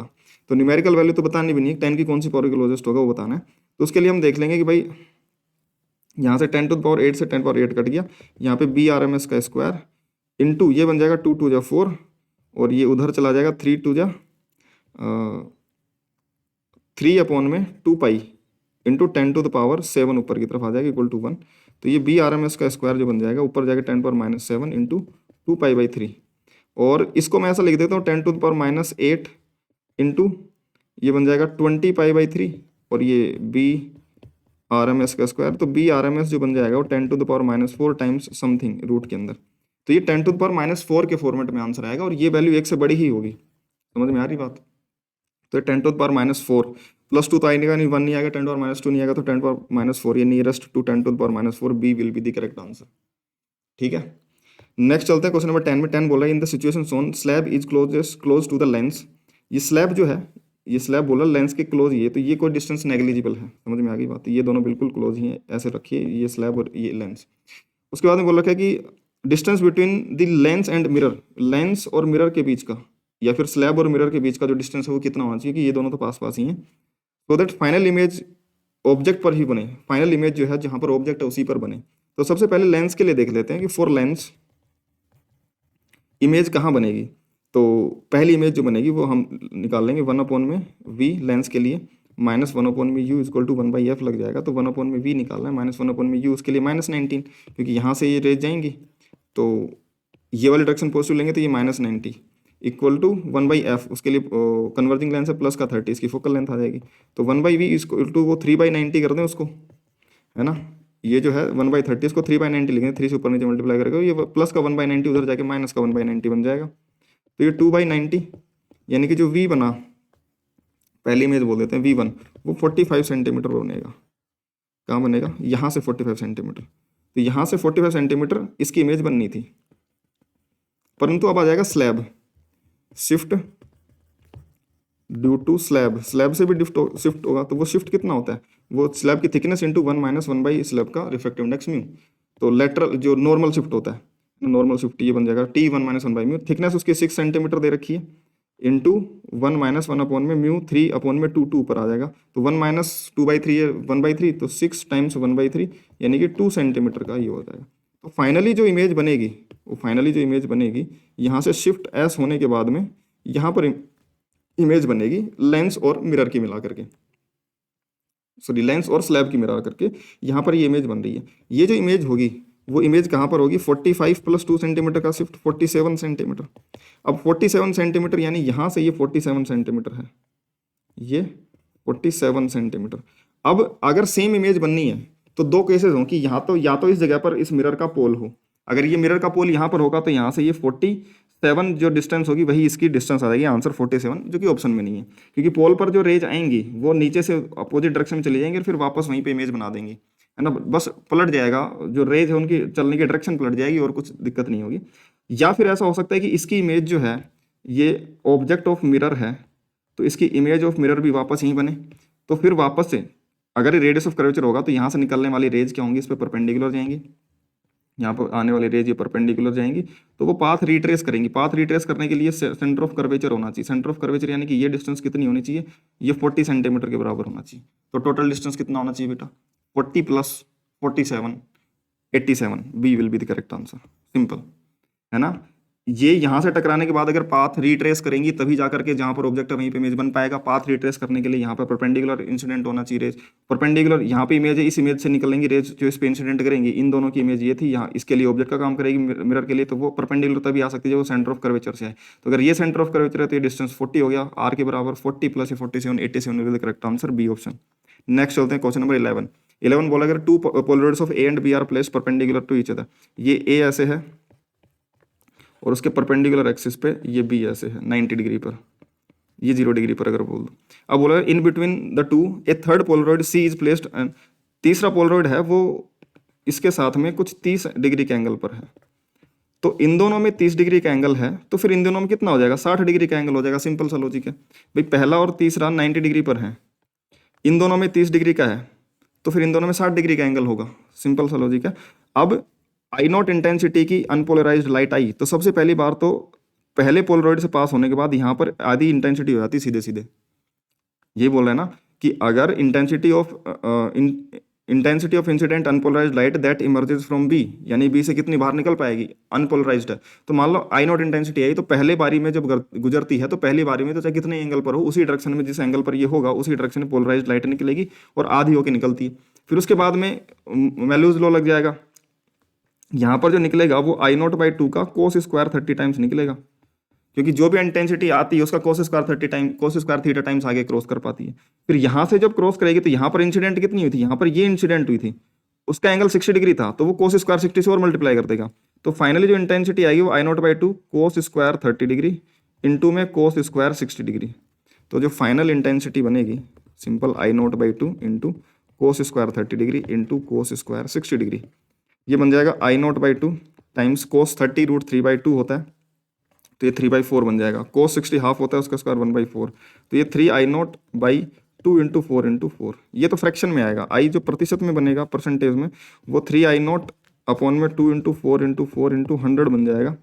और कितना बन जाएगा फिर, ये 4 से गया 25 3 75/8 है ना, और आई नॉट 25/8, 8 10 या 80 होता है, तो 10 से हल्का सा छोटा, 10 से हल्का सा छोटा 9.4 बी ऑप्शन में है, तो B option will be the correct answer. ठीक है, B option will be correct answer. Next चलते हैं क्वेश्चन नंबर 12 पे। 12 बोल रहा है ये particle of mass M moves in a circular orbit under the central potential field, और उसके लिए पोटेंशियल जो एनर्जी दे रखी है वो -c/r, ये पोटेंशियल एनर्जी मान लें, इसको समझ में आ गई बात। पोटेंशियल है फिर पोटेंशियल एनर्जी एक तरीके से वही बात है, मास से मल्टीप्लाई करते पोटेंशियल बन जाएगा, तो इसको पोटेंशियल एनर्जी माने। अब ये बोल रहा है कि करेक्ट वी वर्सेज, अब इसके अंदर एफ नॉन कंजर्वेटिव भी 0 है और उसके अलावा एफ एक्शनल भी 0 है, तो मैं बोल सकता हूँ कंजर्वेशन ऑफ मैकेनिकल एनर्जी, क्योंकि ये तो कंजर्वेटिव फोर्स दे रखा है, सेंट्रल फोर्स कंजर्वेटिव होते हैं।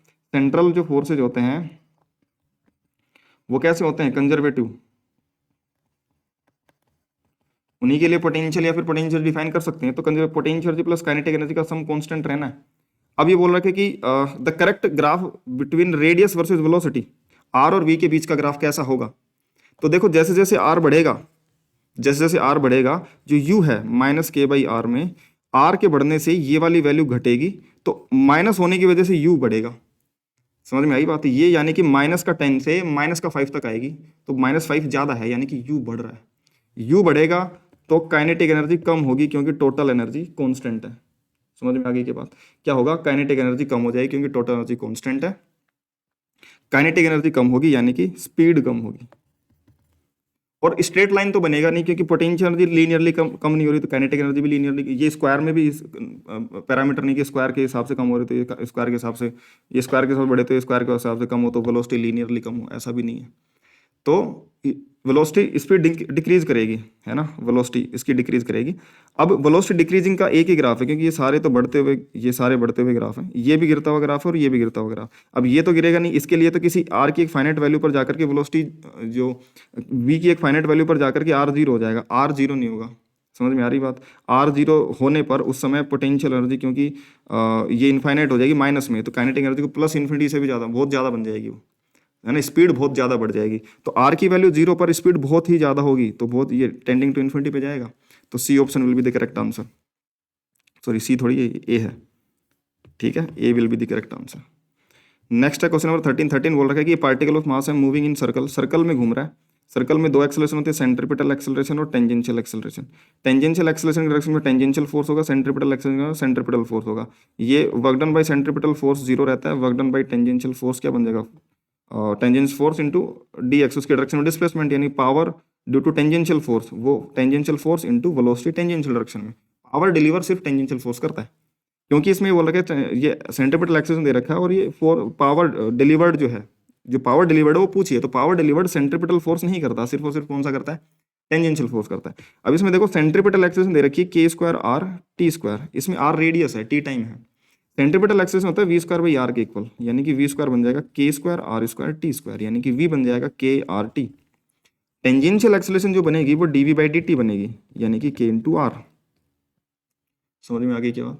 के इंटू आर बनेगी तो टेंजेंशियल फोर्स क्या बन जाएगा, mass into tangential acceleration, mass M into tangential action के इंटू आर। अब जो पावर जो बनेगी वो tangential force into velocity, tangential force M K R into velocity कितना है के आर टी, तो ये M K square R square T, M K square R square T, B will be the correct answer. Power delivered सिर्फ और सिर्फ tangential force से होगी, तो टेंजेंशियल फोर्स उसके डायरेक्शन में वेलोसिटी होती है, या अपोजिट होती है उसके डायरेक्शन में होती है। समझ में आ गई बात? और इसमें टी के साथ बढ़ रहा है एक्सेलरेशन, यानी कि स्पीड टाइम के साथ बढ़ रही है, यानी कि फोर्स टेंजेंशियल फोर्स और वेलोसिटी सेम डायरेक्शन में, तो पावर डिलीवर्ड फिर पॉजिटिव आएगी। समझ में आ गई बात? ठीक है, नेक्स्ट चलते क्वेश्चन 14। 14 बोल रहा है कि ए फोटोन ऑफ एनर्जी, ये बोल रखा है कि फोटोन एनर्जी 4 इलेक्ट्रॉन वोल्ट का स्ट्राइक करता है सरफेस मेटल ए सरफेस पर, eject photo electron have maximum kinetic energy T A. मान लो आने वाले फोटोन की एनर्जी 4 इलेक्ट्रॉन वोल्ट है, माइनस वर्क फंक्शन उसका फाई ए था, तो मैक्सिमम ये टी ए बन जाएगा, ये एक इक्वेशन बन जाएगा। और इसकी डी ब्रोगली वेवलेंथ है लैम्डा ए, लैम्डा ए क्या बन जाएगा एच अपॉन में square root of 2m kinetic energy, और काइनेटिक एनर्जी तो टी ए दे ही रखा है ना, तो एच अपॉन में square root of 2m T A, ऐसा लिख सकता हूँ। नेक्स्ट बी मेटल के लिए दे रखा है कि the maximum kinetic energy of photo electron liberated from another metal B of photon 4.5 electron volt का रहा है, और यहाँ पर जो काइनेटिक एनर्जी निकलती है वो टी बी निकलती है, तो मैक्सिमम काइनेटिक एनर्जी यहाँ पे टी बी है, जो कि इक्वल टू होगा आने वाले फोटोन की energy 4.5 electron volt minus 5 P, ये दूसरी इक्वेशन। और इसमें ये बोल रखा है कि इसमें जो फोटोन निकलता है उसकी de Broglie wavelength lambda B है, तो लैम्डा बी क्या बन जाएगा एच अपॉन में square root of 2m T B. और गिवन ये है कि जो टी ए है, सॉरी लैम्डा ए है, लैम्डा बी जो है वो 2 टाइम्स लैम्डा ए है, तो लैम्डा बी को रखेंगे, लैम्डा ए अपॉन में लैम्डा बी अगर मैं देखूं तो ये 1/2 है, लैम्डा ए अपॉन में लैम्डा बी इधर आ जाएगा, तो ये 2 इधर चला 1/2। और लैम्डा जो है वो टी के इनवर्सली प्रोपोर्शन में है, क्योंकि मास और एच ये सब तो कांस्टेंट रहेंगे इलेक्ट्रॉन के लिए, एच प्लैंक कांस्टेंट है, M mass of electron constant रहेगा, उसको मैं लैम्डा टी के इनवर्सली प्रोपोर्शन, लैम्डा ए के लिए टी ए नीचे आ जाएगा, लैम्डा बी का टी बी ऊपर आ जाएगा, स्क्वायर करूंगा तो टी ए अपॉन में टी बी, ये 1 सॉरी उल्टा भी कर दिया और स्क्वायर कर दिया तो 4 बन जाएगा, तो T A will be 4 times T B, एक रिलेशन ये बन जाएगा थर्ड इक्वेशन। और एक हमें दे रखा है कि टी बी जो है वो ये क्वेश्चन में दे रखा है T B will be equal to T A minus 1.5, तो T B will be equal to T A minus 1.5, ये तुम्हारी चौथी इक्वेशन है। हमने 4 ऐसी इक्वेशन बना ली जिसमें 4 अननोन हमारे पास, T A T B phi A phi B, 4 unknown है और 4 इक्वेशन हमारे पास में। अब देखो इनको सोल्व करना स्टार्ट करो, यहाँ से टी ए को यहाँ पर रख दो, टी ए को यहाँ पर रख दोगे तो अब इक्वेशन क्या बन जाएगी, यहाँ पे ले आओ उसको, तो T B will be equal to T A की जगह 4 टी बी माइनस 1.5, तो ये 1.5 इधर जाएगा, 3/2 लिख दो उसको, और टी बी उधर जाएगा तो 3 टी बी लिख दोगे, 3 से 3 कट जाएगा, टी बी जो बन जाएगा वो कितना बन जाएगा बेटा 1/2, यानी कि 0.5 इलेक्ट्रॉन वोल्ट, ये टी बी बन जाएगा। टी बी अगर बन गया तो टी ए कितना आ जाएगा 4 टाइम्स टी बी, इसका 4 टाइम्स करेंगे तो 2 इलेक्ट्रॉन वोल्ट आ जाएगा टी ए। अब इसको पुट कर देंगे इन इक्वेशन 1 एंड 2, तो फाई ए भी आ जाएगा और फाई बी भी। हमसे पूछा क्या है work function of metal B, phi B को रखेंगे तो टी बी को रख देंगे इक्वेशन नंबर 2 में, और इक्वेशन नंबर 2 में टी बी है 2 इक्वल टू ये 4.5 माइनस ये फाई बी, तो जो फाई बी बनेगा वो कितना बन जाएगा 2.5 इलेक्ट्रॉन वोल्ट, है ना, 4.5 माइनस सॉरी टी बी कितना 0.5 है भाई, ये है 0.5, और ये उधर आएगा तो ये 4 बनेगा 4 इलेक्ट्रॉन वोल्ट। 4 किस में दे रखा है, option number C will be the correct answer. Next है क्वेश्चन नंबर 15। 15 बोला था wavelength of K alpha line, wavelength of K alpha line element of atomic number, ये मूजलेज लॉ जो था कि भाई square root of frequency, Moseley's law square root of frequency जो बनता है वो प्रोपोर्शन में आता है जेड माइनस बी के, और के अल्फा लाइन के लिए जो बी की वैल्यू होती है वो 1 होती है। समझ में आ गई बात? के अल्फा लाइन के लिए जो बी स्क्रीनिंग कोफिशिएंट होता है वो 1 होता है, तो ये मूजलेज लॉ होता है, और उसमें जो कोफिशिएंट प्रोपोर्शनलिटी कोफिशिएंट बनता है स्क्वायर रूट ऑफ न्यू वो A times B Z minus B, और यहाँ पर square root of nu A times Z minus 1 रख देंगे क्योंकि अल्फा लाइन की बात चल रही है। अब उसने बोला कि एक एटॉमिक नंबर 43 है, ठीक है, और दूसरा एटॉमिक नंबर 29 है। एक के लिए लैम्डा जो है वो वेवलेंथ लैम्डा है, दूसरे के लिए लैम्डा कितना होगा। तो स्क्वायर रूट ऑफ फ्रीक्वेंसी को इसको ऐसा कर दो, फ्रीक्वेंसी जो होगी फिर वो प्रोपोर्शनल इक्वल टू हो जाएगी ए स्क्वायर जेड माइनस वन का स्क्वायर। समझ में आ गई बात। इसको लग सकते हैं हम जो फ्रीक्वेंसी होगी वो 1/λ के प्रोपोर्शन में, क्योंकि E equal to H into nu माइन equal to H C by lambda होता है, तो न्यू 1/λ के प्रोपोर्शन में होता है। तो मैं लिख सकता हूँ जो 1/λ जो होगा वो प्रोपोर्शन में होगा जेड माइनस वन के स्क्वायर के। तो 1/λ 1/(1/λ2) ये इक्वल होगा Z1-1/(Z2-1) और इस पूरे का होल स्क्वायर। ऊपर भी स्क्वायर नीचे भी स्क्वायर, तो पूरे का होल स्क्वायर लिख देते हैं। 1/λ1 को लैम्डा ही लिख दो, अपॉन में 1/λ2 हमें निकालना ही है। इक्वल टू Z1 तुम्हारा कितना है 43 -1 अपॉन में नीचे है 29 -1 इसका होल स्क्वायर। तो λ2 ऊपर चला जाएगा, लैम्डा नीचे, और ये बन जाएगा 42 अपॉन में 28 इसका होल स्क्वायर। ये किससे कट जाएगा, 7 से कट जाएगा, 7 4 जा 28, 7 6 जा, और ये उससे भी कट जाएगा, आगे 2 से भी कट जाएगा, 2 और 3 बन जाएगा, तो 3/2 का स्क्वायर बन जाएगा 9/4। जो λ2 बन जाएगा वो 9/4 λ1, या फिर बोलो 9/4 लैम्डा। 9/4 लैम्डा किसमें है, option number C will be the correct answer. Next question number 16 बोला a thin uniform ring of mass m and electric charge q uniformly distributed on rotates around an axis perpendicular to its plane. ये perpendicular to the plane इस axis के about घूम रही है, और उसका angular momentum हमें दे रखा है कि इतना एंगुलर मोमेंटम है इसका, उस पर चार्ज q है और उसका मास m है, और एंगुलर मोमेंटम पता है। तो रिंग होमोजेनियस मैग्नेटिक फील्ड, एक जैसी मैग्नेटिक फील्ड में रखी हुई है। अब देखो अगर इस पर चार्ज होगा ना, और वो चार्ज अगर घूम रहा होगा तो एंटी क्लॉकवाइज डायरेक्शन में, तो इसका मैग्नेटिक मोमेंट जो आएगा वो बाहर की तरफ आ जाएगा, क्योंकि चार्ज अगर ऐसे एंटी क्लॉकवाइज फ्लो करेगा तो करंट एंटी क्लॉकवाइज फ्लो करेगा पॉजिटिव चार्ज की डायरेक्शन में, तो मैग्नेटिक फील्ड जो इसकी खुद की प्रोड्यूस होगी वो आउट ऑफ द प्लेन होगी, तो मैग्नेटिक मोमेंट इसका बाहर की तरफ आएगा। तो मैग्नेटिक मोमेंट जो आएगा इसका, मैग्नेटिक मोमेंट वो के कैप में आएगा बाहर की तरफ, और मैग्नेटिक फील्ड जो है वो आई कैप में है, और एम और बी परपेंडिकुलर है, तो टॉर्क जो लगेगा इस पे एम बी साइन 90 डिग्री पूरा का पूरा एम इंटू बी के बराबर लगेगा। लेकिन मैग्नेटिक मोमेंट निकालें कैसे, मैग्नेटिक मोमेंट के लिए gyroscopic ratio magnetic moment upon में एंगुलर मोमेंटम का रेशियो Q/2m होता है, तो 1/2 Q/m, और जायरोस्कोपिक रेशियो Q/m की वैल्यू हमें दे रखी है और एंगुलर मोमेंटम हमें दे रखा है, तो यहाँ पर रख देंगे।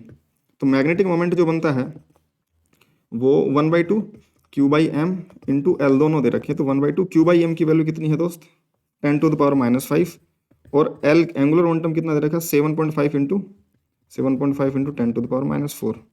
ये कितना बन जाएगा 10⁻⁻4 और ये 10⁻�5, ठीक है। तो ये कितना बन जाएगा 7.5 का आधा कितना होता है 2 3 6.1, 2 7 जा 14 और 2 5 जा 10, 3.75 इंटू 10⁻⁻9 ये मैग्नेटिक मोमेंट हो जाएगा। अब टॉर्क लिखेंगे तो ये m इंटू बी के बराबर, m है 3.75 इंटू 10⁻⁹, और b जो मैग्नेटिक फील्ड है वो कितनी दे रखी है तुम्हें 0.1, तो 0.1 यानी 10⁻⁻1 ही मल्टीप्लाई करके 3.75 इंटू 10⁻⁻10 बन जाएगा टॉर्क। अब टॉर्क लगेगा किधर, देखो magnetic moment out of the plane है m, और मैग्नेटिक फील्ड इधर की तरफ है, तो m क्रॉस b यानी कि k cap cross i cap क्या बन जाएगा k क्रॉस i, j बनता है, j यानी कि इधर की तरफ ये टॉर्क लग जाएगा, यानी कि अपसाइड डायरेक्शन में। समझ में आ गई बात। m क्रॉस b यानी कि out of the plane magnetic moment को इस तरफ लाने के लिए हमें ऐसे घुमाना पड़ेगा इसको, तो वो एंगुलर जो टॉर्क बनेगा वो ऊपर की तरफ बन जाएगा। तो ये बन जाएगा 3.75 इन दोनों में है न्यूटन मीटर, अपवर्ड डाउनवर्ड, तो अपवर्ड डाउनवर्ड नहीं होगा, तो A option will be the correct answer.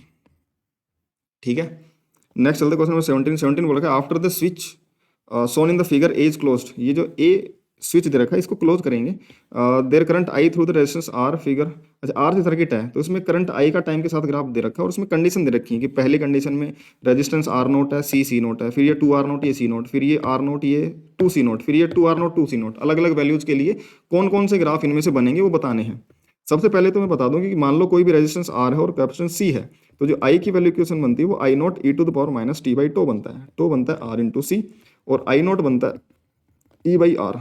तो सबसे पहले तो मैं आई नोट अलग अलग है ना, देखो ए और बी का आई नोट एक जैसा है और सी और डी का आई नोट एक जैसा है, तो आई नोट से कंपेयर करूंगी पहले तो कौन सा होगा, तो आई नोट बन जाएगा ई बाई आर। तो अगर मैं लिखूंगा कि रेजिस्टेंस किसके लिए, ए का रेजिस्टेंस और सी का रेजिस्टेंस सेम है, ए का और सी का resistance R A is equal to R C जो कि आर नोट है, और ये छोटा है किससे आर बी और आर डी से जो कि 2R नोट है ना, बी में 2r0 है और डी में भी 2r0 है, तो उनसे छोटा है। तो करंट, अगर मैं आई नोट एम्पलीट्यूड की बात करूंगा तो आई नोट जो होगा वो ए का और सी का बराबर होगा, और वो बी और डी के आई नोट से, बी और डी के आई नोट जो कि बराबर होंगे उनसे बड़ा होगा।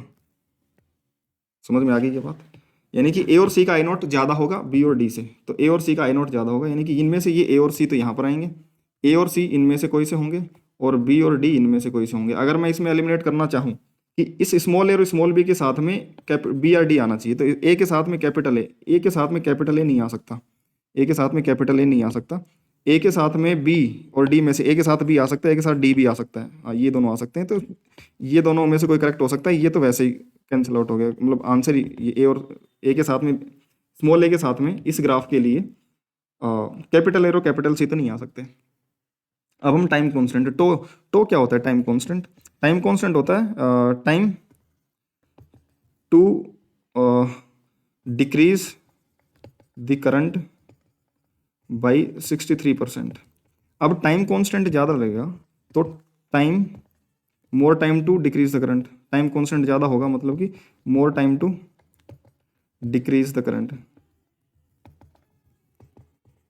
यानी कि less slope, less slope, magnitude जो आएगा स्लोप का कम होगा, या फिर डिक्रीजेस स्लोली, ग्राफ धीरे धीरे नीचे आएगा जिसका टाइम कांस्टेंट ज़्यादा होगा, क्योंकि ज़्यादा टाइम में डिक्रीज होगा वो और करंट उसका। तो टाइम कांस्टेंट की अगर मैं बात करूं तो टाइम कांस्टेंट जो होता है वो आर इंटू सी होता है। तो आर और सी का मल्टीप्लिकेशन सबसे ज़्यादा किसका होगा? डी का, क्योंकि डी में जैसा मैंने देख रहा हूँ कि आर और सी दोनों 2r है, इन दोनों का टाइम कांस्टेंट इसका ए का सबसे ज़्यादा होगा, डी का टाइम कांस्टेंट सबसे ज़्यादा होगा, तो डी का स्लोप सबसे कम होगा इन दोनों में से। अब इन दोनों में से देख लूँ मैं सीधे सीधे कि भाई बी, ए के साथ ए जाएगा, डी जाएगा, ए और उसमें से टाइम कांस्टेंट डी का ज़्यादा होगा ए के कंपैरिजन में, क्योंकि ए में तो दोनों आर और आर हैं, इसमें 2r है, तो डी का टाइम कांस्टेंट ज़्यादा है, तो डी में करंट धीरे कम होगा। समझ में आई? और कंपेयर किस किस से करना है? बी और डी में करना है ना, बी और डी एक साथ थे, तो बी और डी में से कंपेयर करना है, तो टाइम इसका तो सबसे ही ज़्यादा है ना, डी का टाइम कांस्टेंट तो बी से भी ज़्यादा है, तो इसका ग्राफ, ये का टाइम कांस्टेंट कम है तो जल्दी से कम, ग्राफ डिक्रीजेज रैपिडली, यानी कि जल्दी से गिरेगा इसका ग्राफ, बी का ग्राफ जल्दी से गिरेगा। तो इन दोनों ग्राफ में से ग्राफ जल्दी किसका गिर रहा है? बी का गिर रहा है, तो ये वाला जो जल्दी गिरने वाला ग्राफ है ये बी का होगा, ये तेजी से गिराना है ना। ये जब इसकी वैल्यू यहाँ से यहाँ तक गई तो करंट की वैल्यू यहाँ तक गिर गई, इतनी कम हो गई करंट की वैल्यू। समझ में आ रही बात? तो ये ग्राफ जल्दी गिर रहा है, तो ये नीचे वाला ग्राफ बी का होगा और ऊपर वाला तुम्हारा डी का होगा। फिर तो ये जो ए है, ए में बी आएगा, ए में बी आएगा और बी में डी आएगा, ए में बी और बी में डी, कौन सा ऑप्शन जा रहा है? B option. समझ में आ रही बात? सिंपल इस तरीके से हम कंपेयर कर सकते हैं। नेक्स्ट क्वेश्चन नंबर 18 बोला गया non uniform rope of length L Hanks from A ceiling, mass per unit length of the rope mu, mass per unit length जो म्यू है वो म्यू तुम्हें एक्सपोनेंशियली ग्रो करने वाली दे रखी mu naught E to the power Y. अब बोलेगा फिर Y the distance then the graph between velocity, velocity root T by mu होता है, वेलोसिटी किसी भी टाइम पर रूट टी बाई म्यू होगा, तो किसी भी हाइट वाई पर जो वेलोसिटी होगी वो हाइट वाई का टेंशन अपॉन में हाइट वाई का म्यू। सिंपल सी बात है। अब म्यू तो हमें पता है वाई हाइट पर mu naught E to the power Y हम लिख देंगे, और हमसे पूछा गया है किसका? वी वाई स्क्वायर का, वी वाई का स्क्वायर जो बनेगा वो टी वाई अपॉन में म्यू वाई बन जाएगा। अब हमें टी वाई निकालना है बस और काम खत्म हो जाएगा। तो हम क्या कर लेते हैं कि ये जो रोप है ना, इस रोप में क्या कर लेते हैं कि नीचे से वाई हाइट पर जाकर और एक डी वाई थिकनेस का एलिमेंट ले लेते हैं, क्योंकि जो यहाँ की टी वाई होगी, यहाँ पर जो टी वाई होगी वो यहाँ के पूरे मास को, जो भी एम बाई लेंथ का मास है इंटू जी के बराबर होगी। तो इसमें मास कितना है पहले वो कैलकुलेट कर लेते हैं। तो एम वाई में कितना होगा? डी एम वाई कितना बन जाएगा उसका? Mu into D Y. भाई म्यू कितना होता है? मास पर यूनिट लेंथ होता है। तो छोटे से एलिमेंट में, इस छोटे से डी वाई लेंथ के एलिमेंट में जो मास होगा उसकी लीनियर मास डेंसिटी इस जगह की इंटू डी वाई इसका लेंथ, इसको इंटीग्रेट कर देंगे जीरो से वाई हाइट तक। कहाँ से कहाँ तक? जीरो से वाई हाइट तक। तो ये वाला मास आ जाएगा, इसको इंटीग्रेट कर देंगे जीरो से वाई में, तो ये एम वाई बन जाएगा। सॉरी, इंटीग्रेशन की लिमिट जीरो से वाई यहाँ लगे, यहाँ तो इंटीग्रेशन डी एम वाई बन जाएगा, जो कि एम वाई बोल देंगे। म्यू नॉट को लिख देंगे, म्यू को लिख देंगे mu naught E to the power Y D Y और इंटीग्रेशन जीरो से वाई। अब म्यू नॉट तो कांस्टेंट है और ई की पावर वाई का इंटीग्रेशन ई की पावर वाई लगेगा और लिमिट जीरो से वाई में रखी जाएगी। तो म्यू नॉट पहले तो ई की power Y minus E to the power zero, E to the power zero 1 होता है, तो mu naught E to the power Y minus one. सबसे बड़ी गलती जो स्टूडेंट करता है वो यहीं पर करता है कि ये तो लोअर लिमिट तो जीरो बन जाएगा, ई टू द पावर वाई बच जाएगा। नहीं, ई की पावर में जीरो रखा जाएगा तो वन, ये माइनस वन आएगा यहाँ पर, E to the power zero one बनेगा, वो वन बचेगा यहाँ पर, जीरो नहीं होगा वो, ठीक है ना। यहाँ ऐसे ऐसे सवालों में यही गलती होने के चांसेस ज़्यादा रहते हैं ऐसे इंटीग्रेशन में। तो जो टी वाई बन जाएगा वो एम वाई इंटू जी बन जाएगा, जो कि बन जाएगा mu naught into G E to the power Y minus one. अब जो वी वाई बन जाएगा, वी वाई का स्क्वायर, टी वाई बन जाएगा mu naught G E to the power Y minus one upon में म्यू वाई कितना है, mu naught E to the power Y. अब म्यू नॉट से म्यू नॉट कट गया, जी बाहर आ गया, E to the power Y अंदर चला गया, तो ये वन माइनस वन अपॉन में E to the power Y बन जाएगा, जो कि G times one minus E to the power minus Y. समझ में आ गई बात। अब ई टू द पावर अगर इसमें ग्राफ बनाना स्टार्ट करूं कि भाई ग्राफ कैसा बनेगा, ठीक है, वैसे तो ऑप्शंस में देख करके मैं ग्राफ बना सकता हूं कि भाई कौन सा ग्राफ शूट कर रहा है इस पे, ये इक्वेशन पे, बट मैं वैसे बता देता हूं। देखो ई की पावर माइनस वाई का ग्राफ कैसा बनता, ऐसा बनता, वन पर जाता, ठीक है ना। दूसरा, अब हमें लगना है minus E to the power minus Y, तो इसको ग्राफ को माइनस करना है तो नीचे माइनस वन से आएगा और ये कुछ इस तरीके का बन जाएगा। समझ में आ गई बात। अब उसमें वन ऐड कर दें तो वन प्लस में minus E to the power minus Y, तो इसमें वन ऐड कर देंगे तो ग्राफ पूरा ये यहाँ से माइनस वन से जीरो पे शिफ्ट हो जाएगा, तो जीरो से आगे बन जाएगा और ये पीछे ऐसे जाएगा। लेकिन ये वाला ग्राफ हमें लेना नहीं, हमें सिर्फ आगे आगे का लेना है। साथ में जी से मल्टीप्लाई होगा तो अंदर फंक्शन तो ये one minus E to the power minus Y बचेगा ना, तो ये वाला ऐसा ग्राफ बन जाएगा आंसर। ऐसा ग्राफ किस में दे रखा है, ए ऑप्शन में, ए option will be the correct answer, ठीक है। नेक्स्ट क्वेश्चन नंबर 19 में दे रखा है there are 6 plates of equal area A, तीनों की इक्वल एरिया ए है और इसका कैपेसिटेंस अगर मैं बोलूं कि इसका सी है तो सी लिख देंगे epsilon naught A by D, ठीक है। इसका प्लेट एरिया ए है हम मान लेते हैं और सेपरेशन डी दे रखा है, तो इन दोनों प्लेट्स के बीच में कैपेसिटेंस आएगा वो सी आएगा, तो ये वाला भी सी ही रहेगा। तो फिर ये एप्सिलॉन नॉट ए अपॉन में 2d है, तो ये क्या बन जाएगा सी बाई टू, क्योंकि इनके बीच का, इन दोनों प्लेट्स के बीच का सेपरेशन 2d है तो वो सी बाई टू बन जाएगा। ये वाला फिर से सी बन जाएगा और ये वाला फिर से सी, और सी की value epsilon naught A by D है। अब हम इनको अरेंज कर देते हैं ना, जब भी ऐसा सवाल आए तो अरेंज कर लो, लाइन से अरेंज कर दो सारे के सारे। कितने कैपेसिटर हैं, 1 2 3 4 5, 1 2 3 4 5। इसमें देखो ये जो है पहला 1 और 2 के बीच का, 1 और 2 के बीच का, 1 और 2 के बीच का। अगला जो है 2 और 3 के बीच का है, तो इनको नाम दे दो 2 और 3। फिर अगला है 3 और 4 के बीच का, अगला 4 और 5 के बीच का, अगला 5 और 6 के बीच का। और ये जो कैपेसिटर है ये सी है, ये भी सी है, ये सी बाई टू है और ये सी है और ये सी है, क्योंकि सीरीज में जोड़े हमने। अभी कनेक्शन करना हमने स्टार्ट करा नहीं है। कनेक्शन के लिए हमें दे रखा है कि जो 1 है वो किससे कनेक्टेड है, 4 से। 1 जो है वो 4 से कनेक्टेड है। उसके अलावा इसको यहाँ पे ले आते हैं ना, 1 4 से कनेक्टेड है। उसके अलावा 3 जो है वो 6 से कनेक्टेड है, 3 6 से कनेक्टेड है। हमें इक्विवेलेंट किस किस के बीच में निकालना है, 2 और 5 के बीच में। हमें इक्विवेलेंट निकालना है 2 और 5 के बीच में। हमें थोड़ा सा ऐसी फीलिंग आ रही है कि क्यों ना इसको यहाँ पर लगा दिया जाए, क्योंकि यहाँ पर रखूँ चाहे यहाँ पर रखूँ क्या ही फर्क पड़ता है। इस ब्रांच में कहीं एक जगह कैपेसिटर लगाना है तो हम इसको यहाँ पर रख दें और इस ब्रांच को यहाँ से उठा करके यहाँ पे ले जाऊँ। तो ऐसा सा डायग्राम हमारा देखा हुआ होता है, ऐसा 3 ऐसे लगे हों, फिर एक ऐसे लगा हुआ हो और एक ऐसे लगा हुआ हो। ऐसा कुछ व्हीट स्टोन जैसा बनता है। अगर तुमने क्वेश्चन प्रैक्टिस करी हो, नहीं भी करी है तो मैं तुम्हें दोबारा से अरेंज करके दिखा देता हूँ। इसको हम ए बोल देंगे और इसको हम बी बोल देंगे। तो ए और ये ए है और ये बी है। उसके बीच में एक तरफ तो ऐसे जाऊंगा तो ये 3 पर पहुंचूंगा, एक तरफ ऐसे जाऊंगा ये 2 और 3, ठीक है। फिर 3 और 4 के लिए ये मिड पॉइंट, और दूसरी तरफ जाऊंगा नीचे की तरफ, इस तरफ नीचे की तरफ जा रहा हूँ, ए से नीचे की तरफ, एक तरफ ऐसे का 2 3, तो 2 और 1 बन जाएगा। ये क्या बन जाएगा 2 और 1। अच्छा, अब ये जो कैपेसिटर है ये एक तरफ 3 से कनेक्टेड है और ये 1 और 4 तो एक साथ जैसे कनेक्टेड है। साथ में बी से देखूँ इस वाले जंक्शन से 5 और 6 यहाँ से कनेक्टेड है। ये 6 और 3 कनेक्टेड है, तो यहाँ पर 3 है वहाँ पर 6 भी आएगा, और जहाँ पर 1 है वहाँ पर 4 भी आएगा। तो यहाँ पर एक कैपेसिटर तो ये बन जाएगा और एक कैपेसिटर ये बन जाएगा।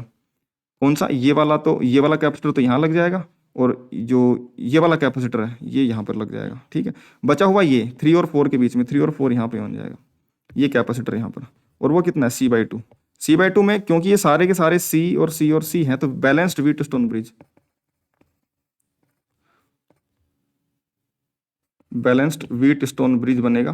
तो ये दोनों आमने सामने के मल्टीप्लिकेशन सेम है क्योंकि सी स्क्वायर, तो ये कट जाएगा। तो कट क्या जाएगा, तो ऊपर की तरफ तो सी और सी, ये सी बाई टू, और नीचे की तरफ सी और सी बाई टू सीरीज में, और C by two C equivalent C बन जाएगा। सी यानी कि epsilon naught A by D. तो equivalent epsilon naught A by D ही बन रहा है, तो उसका कोएफिशिएंट अल्फा कितना बन जाएगा 1। Simple, A option will be the correct answer. ठीक है। नेक्स्ट चलते क्वेश्चन नंबर 20 में। 20 बोल रहा है which one of the following options represent the magnetic field B at O due to current following in the.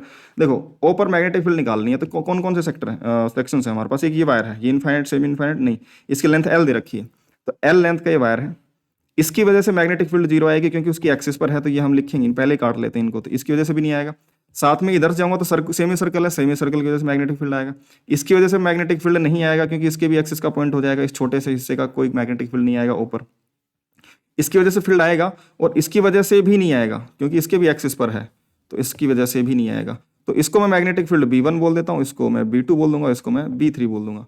इसकी वजह से आने वाली मैग्नेटिक फील्ड अगर मैं देखूंगा तो right hand rule, thumb rule से कर देंगे, करंट की डायरेक्शन में थंब को रखूंगा और फिंगर्स को राइट में लेके, राइट हैंड को थंब को इधर रखूंगा और फिंगर्स को राइट में रखूंगा, तो into the plane magnetic field आएगा, यानी कि इसकी वजह से इनटू द प्लेन। इसके लिए देखूंगा तो कर्ल करूंगा राइट हैंड की फिंगर्स को इसकी डायरेक्शन में करंट गया तो थंब अंदर की तरफ जाएगा, तो इसका मैग्नेटिक फील्ड भी अंदर की तरफ क्लॉकवाइज है, तो ये भी उसी डायरेक्शन में क्लॉकवाइज, इसका मैग्नेटिक फील्ड अंदर की तरफ। सबसे पहली बात तो B1 B2 B3 तीनों ही क्लॉकवाइज है, अंदर की तरफ B1 B2 और B3 तीनों ही क्रॉस में है, यानी कि के कैप में है, माइनस के कैप में।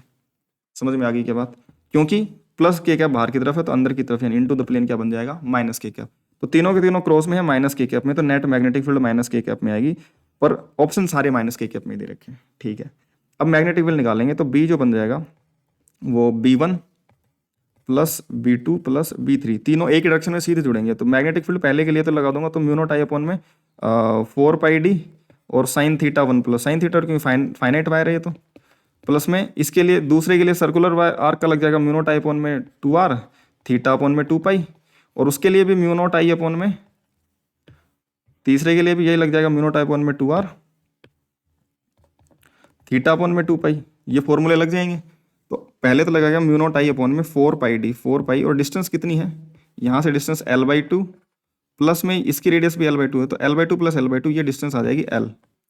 ठीक है, तो ये डिस्टेंस, अब तुम कंफ्यूज होगे शायद इस l/4 से, तो ये l/2 दे रखा है, ये l/4 बचा, तो ये l/4 यानी कि ये वाली डिस्टेंस l/4 दे रखी है। बाकी ये तो l/2 और l/2 रेडियस l ही बनेगा ना, तो उसमें कंफ्यूज ना होना। तो ये तो l बन जाएगा इंटू साइन थीटा 1। ध्यान से देखोगे तो एक एंगल जो बनेगा यहाँ पर, एक तो इसको सामने बिल्कुल ऐसे जोड़ा हुआ है, तो एक तो एंगल 0 डिग्री, दूसरा यहाँ से जोड़ूंगा तो ये भी l और ये भी l, तो ये 45 डिग्री। तो एक एंगल तो 0 बनेगा इस फाइनाइट वायर का, साइन 0, और दूसरा साइन 45 डिग्री, प्लस में म्यू नॉट आई अपॉन में 2r, और उसका एंगल कितना है, सेमी सर्कल ऊपर वो, म्यू नॉट आई अपॉन में 2 इंटू आर कितनी है, r उसकी l/2 है दोस्त, और थीटा कितना उसका पाई अपॉन में 2π, प्लस म्यू नॉट आई अपॉन में 2 इंटू अगली रेडियस कितनी है l/4, अगली रेडियस जो है ये वाली रेडियस l/4 है, और इंटू थीटा कितना उसका, थीटा उसका है π/2 अपॉन में 2π। समझ में आ गई बात? इनको जोड़ देंगे तो क्या बन जाएगा, म्यू नॉट आई अपॉन में 4π और 1/sin45 1/√2, तो √2 इंटू l, प्लस में ये म्यू नॉट आई अपॉन में पाई से पाई कट गया 2, यहाँ से 2 से 2 म्यू नॉट आई अपॉन में 2l बन जाएगा, प्लस यहाँ से बन जाएगा म्यू नॉट आई अपॉन में ये 2 2 जा 4, और ये 4 इस 1/4 से कट जाएगा, तो ये भी म्यू नॉट आई अपॉन में 2l ही बन जाएगा, और म्यू नॉट आई अपॉन में l तो फिर कॉमन आ जाएगा, और ये बन जाएगा 1 अपॉन में 4π√2 प्लस ये 1/2 प्लस 1/2, और ये बन जाएगा म्यू नॉट आई अपॉन में l, और ये 1 प्लस 1 अपॉन में 4√2π, और ये माइनस के कैप के अंदर डायरेक्शन में पता ही इनटू द प्लेन है। तो म्यू नॉट आई अपॉन में 4 mu naught I by L तो सभी में है, अंदर 1 plus 1/4√2π, C option will be the correct answer. ठीक है, ये क्वेश्चन नंबर 20 था। अब आते हैं न्यूमेरिकल जो आते हैं लास्ट के 5 क्वेश्चन, 21 नंबर न्यूमेरिकल है। इसमें बोल रहा है कि the body of mass m is projected horizontally above the surface of earth with velocity v0, यहाँ से सरफेस से टेंजेंशियली v0 स्पीड से फेंक दिया गया, और v0 रूट ng आ रहा है, बोला where r is the radius of earth the maximum height attend by the body. अब देखो इस पे जो फोर्स लगेगा, अगर ये इधर की तरफ जाने की कोशिश करेगा तो फोर्स इधर लगेगा इस पे, तो ये घूमेगा, कर्ड पाथ पे जाएगा। तो मैक्सिमम डिस्टेंस जब होगी सेंटर से, मैक्सिमम डिस्टेंस तब होगी जब वो घूम करके उसके बिल्कुल परपेंडिकुलर चल रहा होगा। तो मैक्सिमम डिस्टेंस के समय पार्टिकल घूम करके मान लो यहाँ पर है, तो ये इस तरफ ऐसे आ रहा होगा, मान लो वेलोसिटी v से, ये जो डिस्टेंस आएगी इन दोनों के बीच की, ये मैक्सिमम डिस्टेंस होगी। और मैक्सिमम डिस्टेंस के लिए हमें बोल रखा है कि भाई हमने रूट n, ये जो इनिशियल स्पीड रूट nrg से बोल रखा है, ngr से फेंक रखा है, r रेडियस ऑफ अर्थ है, if the maximum height attend by the body from the surface of 2r, surface of earth से 2r है, तो ये 2r होगी और ये r, तो जो मैक्सिमम सेंटर से डिस्टेंस होगी, मैक्सिमम डिस्टेंस, वो 3r बन जाएगी सेंटर से। समझ में आ गई बात? कितनी बन जाएगी सेंटर से मैक्सिमम डिस्टेंस? 3r। और r इनिशियल जो था, r जो इनिशियली था वो कितना था? इनिशियल r तो कैपिटल R था। अब सबसे पहली बात तो भाई देखो, अगर ये ऐसे घूम के गया है तो एनर्जी कंजर्वेशन लगा सकता हूँ। एनर्जी कंजर्वेशन के लिए U initial K initial equal to U final plus K final. तो इनिशियली एनर्जी बन जाएगा माइनस का G capital M small m upon में R डिस्टेंस पर प्लस काइनेटिक एनर्जी हाफ है V naught square is equal to final potential जो minus G capital M small m upon में बाद का R प्लस हाफ m बाद की velocity का स्क्वायर। ऐसा कर देते हैं कि देखो m तो m कट ही गया, सारे स्मॉल m तो कॉमन आकर कट ही जाएंगे, और g जो बनता है सरफेस ऑफ अर्थ पर ग्रेविटेशनल फील्ड वो gm बाई आर स्क्वायर बनता है। तो g इंटू कैपिटल m को g इंटू आर स्क्वायर से रिप्लेस किया जा सकता है, क्योंकि g सरफेस ऑफ अर्थ पर ग्रेविटेशनल फील्ड होते हैं। जब मेंशन ना किया जाए तो g का मतलब वही होता है सरफेस ऑफ अर्थ पर ग्रेविटेशनल फील्ड, और उसके लिए g इंटू आर को इसको g into R square by R 2 से भी मल्टीप्लाई कर दो पूरी इक्वेशन को, तो ये 2 बन जाएगा, प्लस ये V naught square is equal to minus ये भी g इंटू आर स्क्वायर, ये 2 टाइम्स अपॉन में स्मॉल r, और स्मॉल r की वैल्यू भी कितनी है 3r, ये रख दो, ठीक है, प्लस में, और 2 से कट के बाद ये वी स्क्वायर बन जाएगा। तो ये क्या बन जाएगा -2gr plus V naught square is equal to minus का 2/3gr प्लस वी स्क्वायर, ठीक है। ये इक्वेशन बन गई। अब इस इक्वेशन में वी नॉट तो हमें पता है √n(g)r है, अब वी हमें नहीं पता, हम वी नॉट को तो रख देंगे n(g)r, अगर वी नहीं पता होगा तो n की वैल्यू तो आएगी नहीं, हमें जो वैल्यू निकालनी है वो 2 इंटू एन की निकालनी है, एन की वैल्यू आएगी तब 2n की आएगी, तो वी नॉट को तो यहाँ पे रख देंगे एन के फॉर्मेट में, लेकिन वी क्या रखेंगे, वी तो है ही नहीं हमारे पास में। अब वी अगर नहीं है तो हम इसमें से एन की वैल्यू कैलकुलेट नहीं कर पाएंगे, तो फिर क्या करेंगे, फिर हम सोचेंगे कि यार देखो क्या ही कर सकते हैं, क्या इसका इस पर नेट फोर्स 0 है क्या, नहीं है, क्या इसका मोमेंटम कॉन्स्टेंट रह सकता, नहीं रह सकता, क्या इस पर टॉर्क 0 है, about centre of earth, about centre of earth, torque about centre of earth वो 0 रहेगा पार्टिकल पर, क्यों, क्योंकि जो भी फोर्स लगेगा, फोर्स जब भी लगेगा तो कहाँ से लगेगा, पास होगा, ये हमेशा सेंटर से ही पास होगा, तो इस वजह से सेंटर के अबाउट टॉर्क 0 रहेगा, टॉर्क अबाउट सेंटर 0 है तो एल इनिशियल अबाउट सेंटर और एल फाइनल अबाउट सेंटर 0 रहेगा। इनिशियली भी उसको परपेंडिकुलरली प्रोजेक्ट करा गया था, इनिशियल भी परपेंडिकुलर प्रोजेक्ट करा गया, तो फाइनली जब वो मैक्सिमम सेपरेशन पर तब भी परपेंडिकुलर चल रहा है, और परपेंडिकुलर चल रहा होगा तो MVR एंगुलर मोमेंटम लिखा जा सकता है, तो M V naught into R पहले एंगुलर मोमेंटम, बाद का M V into small R जो भी था, तो m into V naught into capital R equal to m into V into ये था 3r, डिस्टेंस 3r थी सेंटर से, तो r से r कट गया और m से m कट गया, तो v जो बन जाएगा वो v0/3 बन जाएगा, बस खत्म। अब इसमें रख देंगे, ठीक है, इसमें रख देंगे और आंसर निकाल लेंगे। नेक्स्ट पेज पे सोल्व करके दिखा देता हूँ।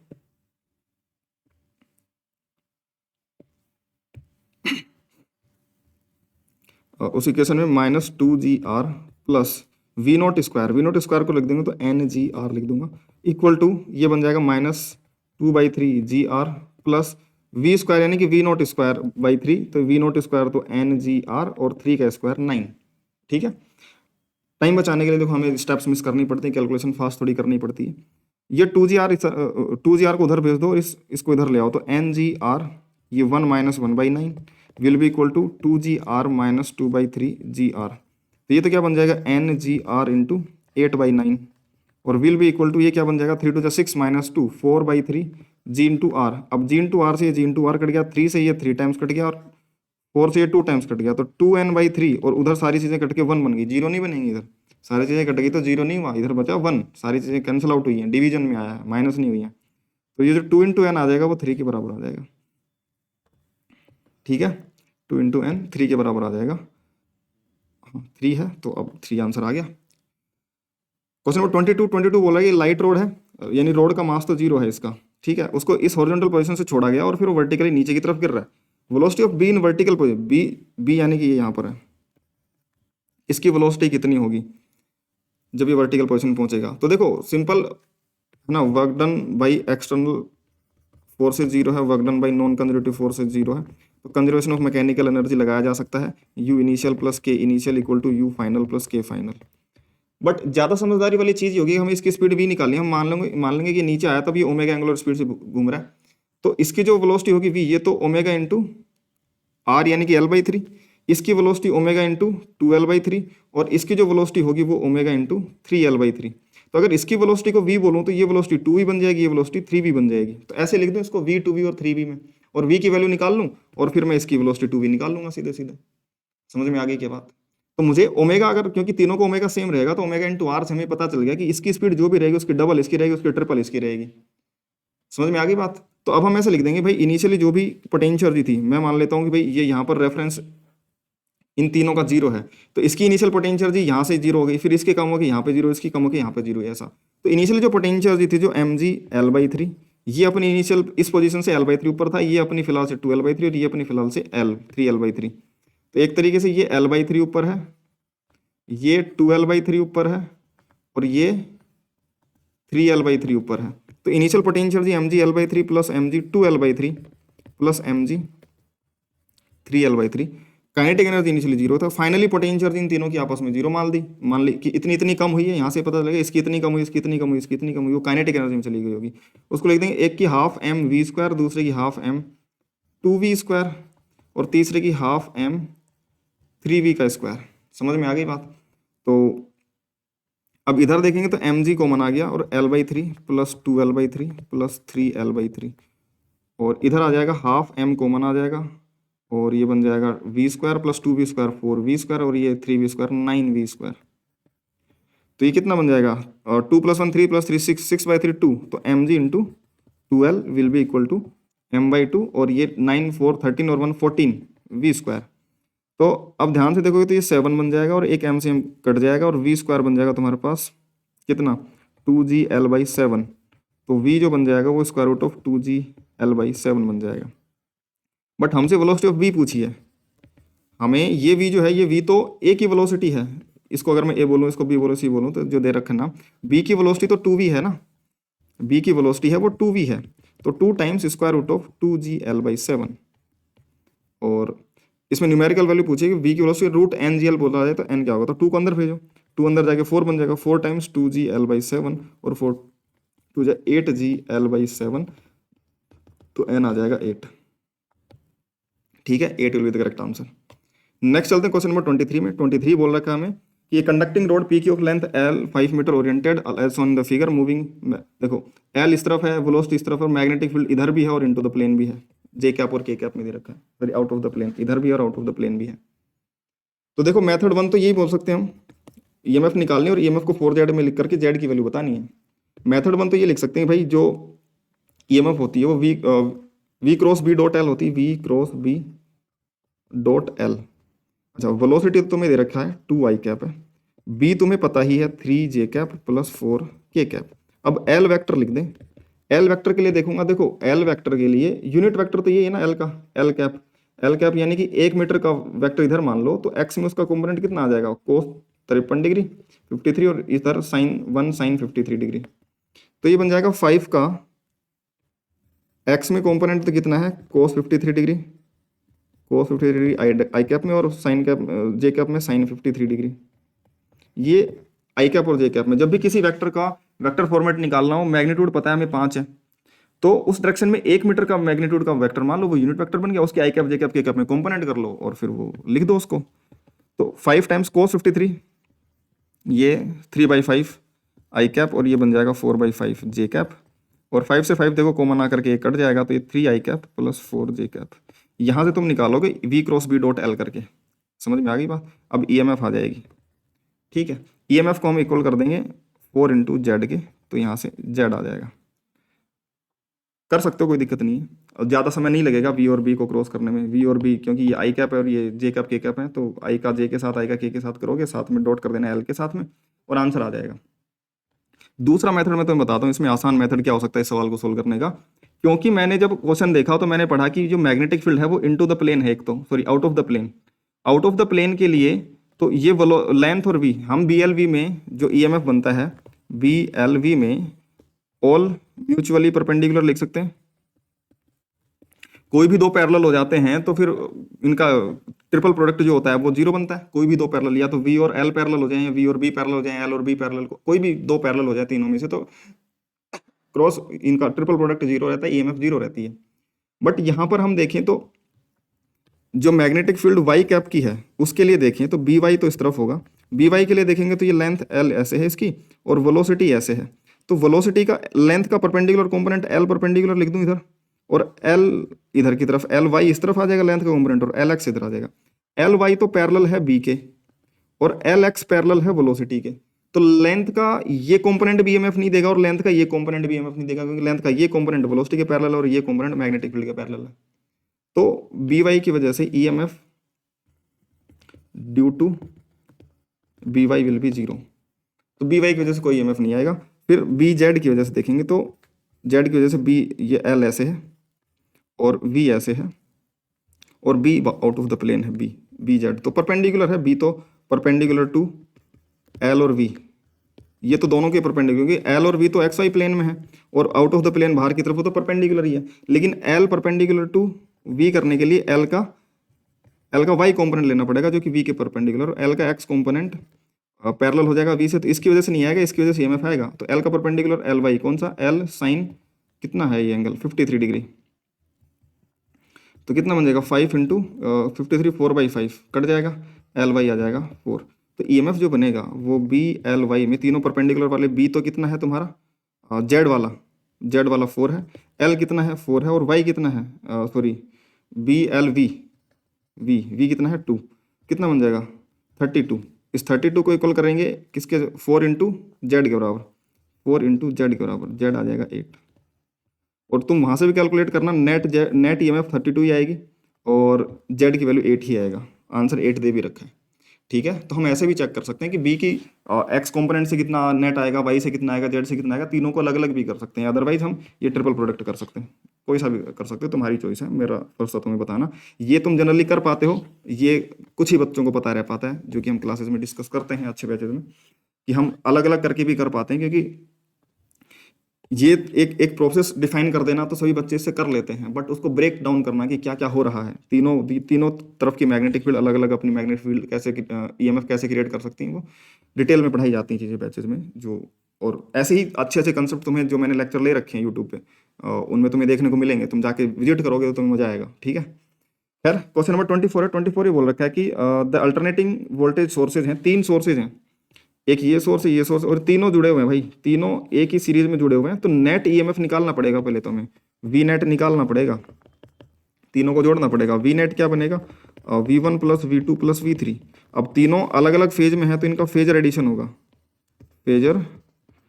होगा, या तो ट्रिग्नोमेट्री लगा के सोल्व करें। अब इतने इन तीनों को जोड़ने वाली ट्रिग्नोमेट्री तो खतरनाक हो जाएगी, इससे अच्छा हम फेजर मेथड लगा लें। ठीक है, और फिर बोला कि ये रेजिस्टेंस है और ये 5 1 5 2 दे रखे V1 V2 के अंदर, और ये रेजिस्टेंस है। तो पूछा गया है कि फाइंड द आरएमएस करंट, आई जो आरएमएस होगा वो वी आरएमएस अपॉन में जेड होगा, वी आरएमएस बाई आर होगा, क्योंकि जेड इसमें आर ही है सिर्फ। और वी आरएमएस क्या बन जाएगा, V naught by root 2 upon में आर। तो वी नोट बाई रूट 2 के लिए सबसे पहले इनका हमें आर वैल्यू पता हो, क्या इनकी हमें वी नोट पता हो, वी नेट नोट। ठीक है, तो वी नेट के लिए हम क्या करेंगे भाई, हमें तीनों को ऐड करना है, तुम्हारे जो तीनों वोल्टेज आएंगे उनसे नेट वोल्टेज निकालनी है। नेट वोल्टेज निकालने के लिए मैं V1 को देखूंगा, तो V1 का फेज में 0 मान लेता हूँ, साइन ओमेगा टी है 3, V1 तो इधर की तरफ आ जाएगा 3 के मैग्नीट्यूड से, V1 आ जाएगा 3 इधर की तरफ। V2 का एम्पलीट्यूड कितना है, V2 का एम्पलीट्यूड है 5, V2 का एम्पलीट्यूड है 5 और 5 का फेज 5 1 कितना है 30 डिग्री, तो V1 जो है इधर की तरफ आ जाएगा, सॉरी V2 का फेज है 5 और ये सॉरी फेज है 30 डिग्री प्लस का, और इसका एम्पलीट्यूड है 5। उसके बाद में ये क्या बनेगा, V3 में कितना दे रखा है, V3 का एम्पलीट्यूड भी 5 है, और जैसा कि इसमें दिख रहा है V3 का एम्पलीट्यूड 5 और 5 2 माइनस में है, लेकिन माइनस में कितना 127 डिग्री, 127 कितना होता है 90 प्लस 37 डिग्री। ठीक है, तो ये 90 डिग्री तो इधर आ जाएगा, 90 तो यहाँ पर माइनस में पीछे और 37 और, तो इधर की तरफ ये बन जाएगा ये V3 बन जाएगा, और ये 37 डिग्री और ये भी 5 है। इनका रिजल्टेंट कितना होगा, देखो ध्यान से देखोगे तो ये जो है 5, इसका 5 साइन 36, 5 का साइन 37 डिग्री, साइन 37 3/5 ही होता है, तो ये 3 बन जाएगा। और इधर की तरफ देखूंगा तो 5 का कोस 37 डिग्री, कोस 37 डिग्री तो 5 इंटू 4/5, तो ये बन जाएगा 4। समझ में आ गई बात। और इसका 5 का इधर की तरफ कॉम्पोनेंट करूंगा तो 5 कोस 30 डिग्री, कोस 30 रूट 3/2, तो 5 रूट 3/2, और वाई में इसका कॉम्पोनेंट कितना आ जाएगा 5 साइन 30 यानी कि 5/2। तो अब देखो एक्स में ये वाला 3 और ये वाला 3 तो कट जाएगा, और वाई में अगर मैं नेट देखूंगा, एक्स में नेट किसका बचेगा, सिर्फ इसका बचेगा 5 रूट 3/2, तो 5 रूट 3/2 तो इसका बच गया।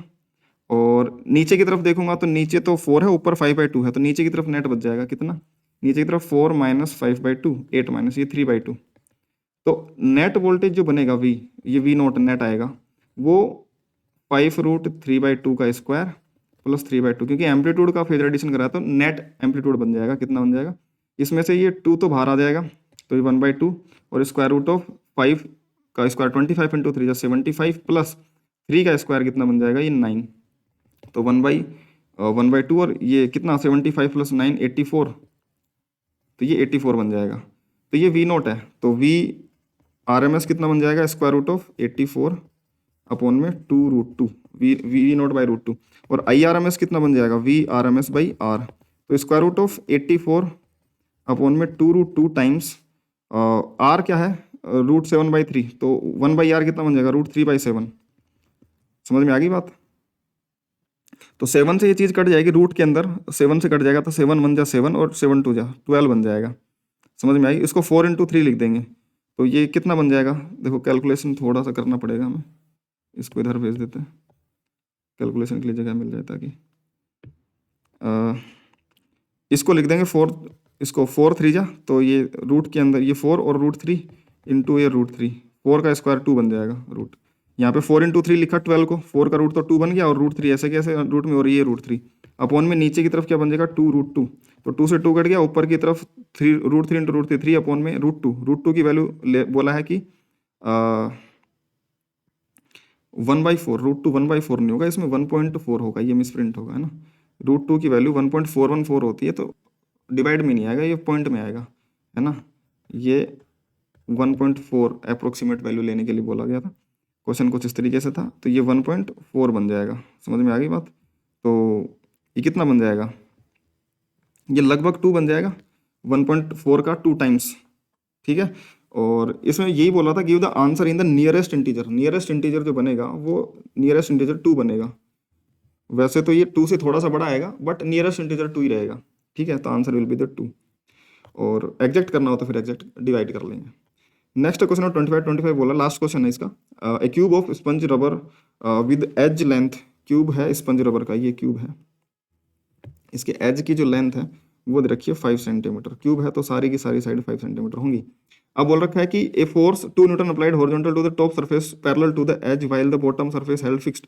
इसको तो फिक्स रखा, इसको तो फिक्स रख दिया, ऐसे ऐसे मतलब इसको तो फिक्स रखा, और इस पर फोर्स लगा दिया 2 न्यूटन का सरफेस पर, और इसकी वजह से वो सरफेस डिस्प्लेस हो गया हॉरिजॉन्टली थ्रू 1 mm, तो ये सरफेस ऐसे शिफ्ट हो गई है ऐसे, है ना। ये लेटरल शिफ्टिंग, ये तुम्हारी जो जिसको हम बोलते हैं शेयर स्ट्रेस, शेयर सरफेस के पैरेलल शिफ्टिंग वाला, तो सरफेस के पैरेलल फोर्स लगा और उसकी वजह से जो शिफ्टिंग आया एक्स, वो एक्स कितना आ रहा है 1 mm आ रहा है।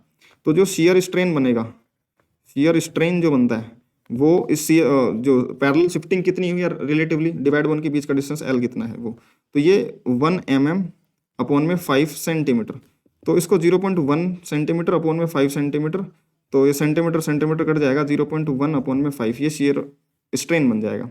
और शेयर स्ट्रेस की अगर मैं बात करूंगा तो शेयर स्ट्रेस कितना बन जाएगा, ये पैरेलल फोर्स अपॉन में एरिया, पैरेलल तो 2 न्यूटन लगा, अपॉन में एरिया कितना है साइड, क्योंकि इसकी क्यूब है 5 सेंटीमीटर, तो 5 into 5 centimetre square 25 centimetre square, तो 2 अपॉन में 25 सेंटीमीटर स्क्वायर 10⁻⁴ मीटर स्क्वायर बन जाएगा, 10⁻² इंटू 10⁻² 10⁻⁴, तो 2 अपॉन में 25 इंटू 10⁴ ये बन जाएगा, ये शेयर स्ट्रेस है।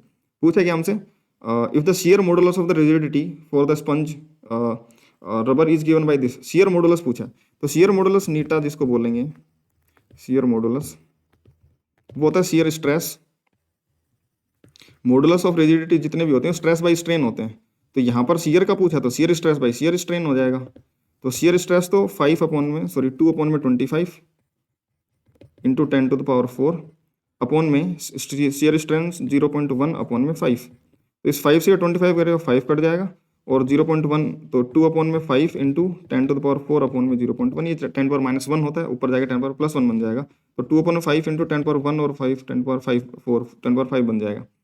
इसको अगर मैं लिखूंगा तो ये 20/5 इंटू 10⁴ जरूर लिख सकता हूँ, जो कि 4 इंटू 10⁴ बन जाएगा। समझ में आ गई बात।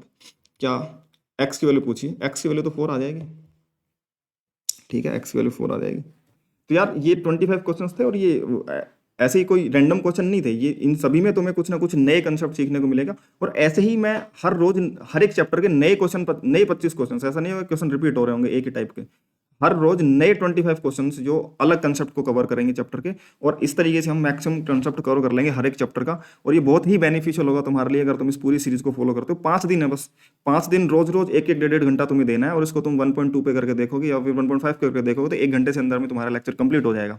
लेकिन इतना बेनिफिशियल होगा कि तुम्हें 5 दिन में 5 बार सारे के सारे चैप्टर रिवाइज करवा देगा। समझ में आ गई क्या बात? तो इतना इफेक्टिव होगा। बाकी यार देखो, अपनी तैयारी को अच्छे से, अपनी तैयारी अच्छे से करते रहो और कॉन्फिडेंट रहो जितना भी तुमने पढ़ा उसके हिसाब से। अब लास्ट टाइम में बस यही है कि तुम चैप्टर को रिवाइज करो, दिन में थ्योरी रिवाइज करो, शाम को मैं जो क्वेश्चंस करवाता हूँ उसके थ्रू ये क्वेश्चंस करते रहो। ठीक है, ये लास्ट माइल अपना सीरीज है, 5 टेस्ट का सीरीज होगा 5 दिन, और आज से स्टार्ट है। ठीक है, 5 दिन आगे चलता रहेगा और ये 19th को अपना ये सीरीज कंप्लीट हो जाएगा। ठीक है, बाकी अपना डाउट ग्रुप तुम ज्वाइन कर सकते हो, यहाँ पर मैं खुद लाइव ऑडियो सेशन लेता हूँ, तो मुझसे डायरेक्ट इंटरेक्ट कर सकते हो इस डाउट ग्रुप पे आओगे, या तो इस QR कोड स्कैन कर लेना, या फिर ये PDF तुम्हें मिलेगी। अगर तुम्हें कहीं पर PDF मिल रही है तो इस PDF पे क्लिक करोगे तो भी तुम वहाँ पर पहुँच जाओगे। ठीक है, डिस्क्रिप्शन में भी लिंक मिलेंगे, है ना। और टेलीग्राम चैनल पे तुम्हें ये सारी की सारी लिंक वगैरह या PDF वगैरह सारी मिल जाएंगी तुम्हें, और डिस्क्रिप्शन में लिंक सारी मिल जाएंगी तुम्हें। बाकी अगर तुम्हें अच्छा लगा हो, तुम्हारे लिए वैल्यू एडिशन हुआ हो, तो चैनल को सब्सक्राइब जरूर करना और अपने फ्रेंड्स के साथ जरूर शेयर करना, ताकि वो इसका पूरा पूरा बेनिफिट उठा सकें। ठीक है, तो आज के लिए इतना ही यार। बाकी अपनी प्रिपरेशन बढ़िया से करते रहो, पढ़ाई बढ़िया से करते रहो, टेंशन किसी चीज़ की लेनी नहीं है, और बढ़िया से अपना अच्छा सा स्कोर करके और JMN के जनवरी अटेम्प्ट को हमें क्लोज करना है। उसके लिए बस अपना मूड काम रखना है, ज़्यादा घबराओगे कुछ नहीं होगा। ठीक है, आज के लिए इतना ही। बाकी अपन नेक्स्ट कल मिलेंगे फिर से नेक्स्ट लेक्चर में, फिर से नए 25 क्वेश्चंस ऑफ इस चैप्टर के साथ में। ठीक है, तब तक के लिए बाय।